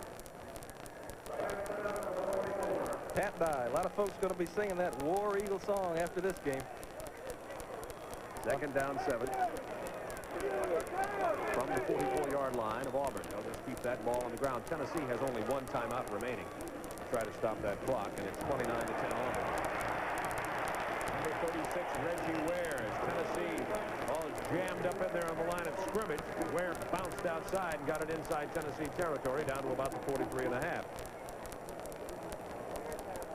You see Reggie Ware carry the football. Mike Mann makes the decision. The tackle does not close it, so Reggie Ware just keeps it and rolls on down the road. And now Demetrius Threet is in, number 26, and at fullback for Auburn. And Louvel Bivens, the freshman, is in at the right halfback position. Here's Mann. It's complete to number 87, Ron Middleton, the tight end of the 34-yard line. Clock down to 2:57 and counting. Cofer with the tackle. Tim, as you look at the replay, I want to hear the story about when you first were introduced to the Auburn War Eagles. Well, we were down in Miami in 1970. Colin and I were both rookies, and Mike was a very quiet individual, an intense player, and had a tremendous voice. You know, and one thing you do as rookies is you sing your team's fight song, and it was just great to hear Colin sing it. War Eagle, fly down the field. And he's a successful businessman over in Montgomery now, very involved in the community. He's heading up a political campaign there in the Montgomery area for Albert Lee Smith. Great person. Everybody that's in Auburn can identify with Auburn, certainly should be proud of a guy like Mike Colin. 2 minutes, 35 seconds remaining in the game. Auburn 29, Tennessee 10. Here's Mike Mann. Upfield to the 28-yard line. Tackled by Joe Cofer. Want to remind you, on most of these stations, immediately following the game, we'll have highlights and updates, your most complete coverage of college football on the Football Action Report with Craig Sager and Paul Hornings. If you're wondering what's going on all over the country today, you can find out in great detail from those gentlemen right after this game today on most of these stations. Bivens, Ware, and number 8, Terry Walker in the game for Auburn now. That's Louvel Bivens with the carry. Aaron Miller with the tackle. We're going to be going up to Oxford, Mississippi next week, following the War Eagles up there. 2 games with Auburn in a row. Ole Miss Rebels under Billy Brewer playing Tulane. They're scoreless 0-0 in the first quarter. It'll be noon Eastern time on most of these stations next Saturday. Speaking of Auburn, great players, just looking down the booth, you can see Pat Sullivan. His headset on. He works for the radio station here in Auburn doing the color for the Auburn Tigers. 3rd down 2. Auburn. Man, after the fake, keeps the ball and goes down at the 26. Pat Sullivan, of course, a Heisman Trophy winner here. You know, John Heisman coached here at one time. He also coached at Tech, of course. Pat Dyes had one of those games that coaches hope for. A big lead the last quarter. He's able to rest a lot of players as the clock just keeps on ticking down. Got a lot of players into the game with a little bit of game experience and also go away with a win, 29-10. Less than a minute now. Reggie Ware to the 5-yard line. Cofer with the tackle. The clock will stop at 49 seconds while they move the chains. Pat Dye thinks Reggie Ware is going to be a great player. Man leaves it in there. Reggie breaks clean. And he looks like he starts to look around a little bit, like he's a little bit unfamiliar with that much daylight. Cofer comes over and corrals him. Powerful running back. And number 31, Jim Duncan, as you look at Ware, Jim Duncan being aided off the field for Tennessee. We have an updated score, by the way, from Tuscaloosa with 5 minutes remaining in that game. Vanderbilt leading Alabama 23-13. 5 minutes remaining in the Vanderbilt-Alabama game. And I think that's probably a good expression of the way the Tennessee fans feel. There's Smokey, the blue-tick coonhound mascot of Tennessee. But if you're a Tennessee fan, you're like Smokey. You are loyal, and they will hang in there. Reggie Ware with the carry, down to 35 seconds. And more mass substitutions now for Auburn for the last play of the ball game. Auburn just had more men on the chessboard this afternoon. Gutty performance from the Tennessee defense. Produced 5 turnovers, and they weren't all Auburn mistakes. Some of those balls were torn out, and just hard defensive play. Auburn will probably just fall on the ball down here as the clock runs down. And Mike Mann does that, electing to show a lot of class and not add insult to injury. Auburn wins this ball game, 29-10, against a banged-up, nicked-up Tennessee Volunteer team who hung in there the best they could, thanks to the Auburn turnovers in the first, second, and third quarter. But then the superior manpower of Auburn just wore at the Volunteers for the 29-10 victory. And the Tigers open their SEC season 1-0 now. This is Turner Network Television.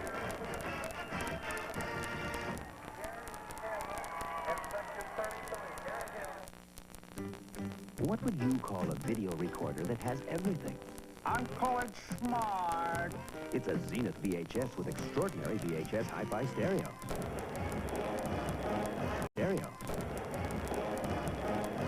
The final score, Auburn 29, Tennessee 10 from Jordan-Hare Stadium. And for Auburn, 5 turnovers today, but superior offense. The ground game was just awesome, Tim Foley. They kept it alive all day on the ground. Just powerful running by a bevy of Auburn running backs. Good decisions on the ground, most of the time by Pat Washington. They made it interesting with a few turnovers. I'm sure they had Coach Dye a little bit more worried than he'd like to be in this particular situation, but came away with a strong win.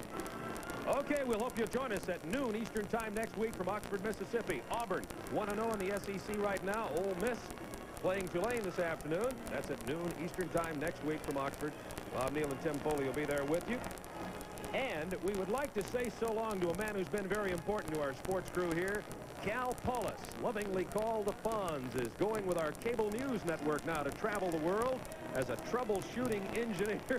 And look at the stats. Nobody can match those.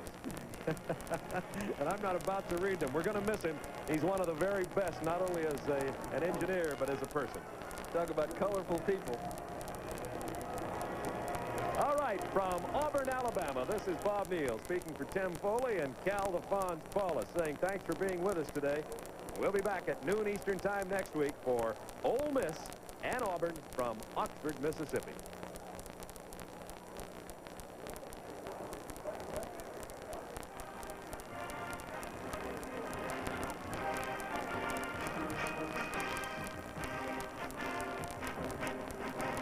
Coming up next on most of these stations, the Football Action Report with Frank Sager and Paul Horning. Turner Network Television presents Southeastern Conference Football, a TBS Sports production.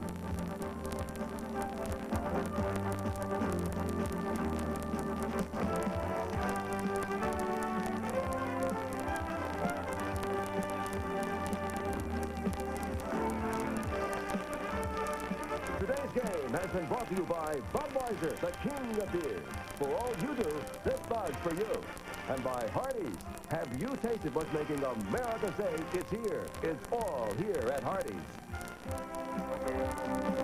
And by Cable News Network and CNN Headline News.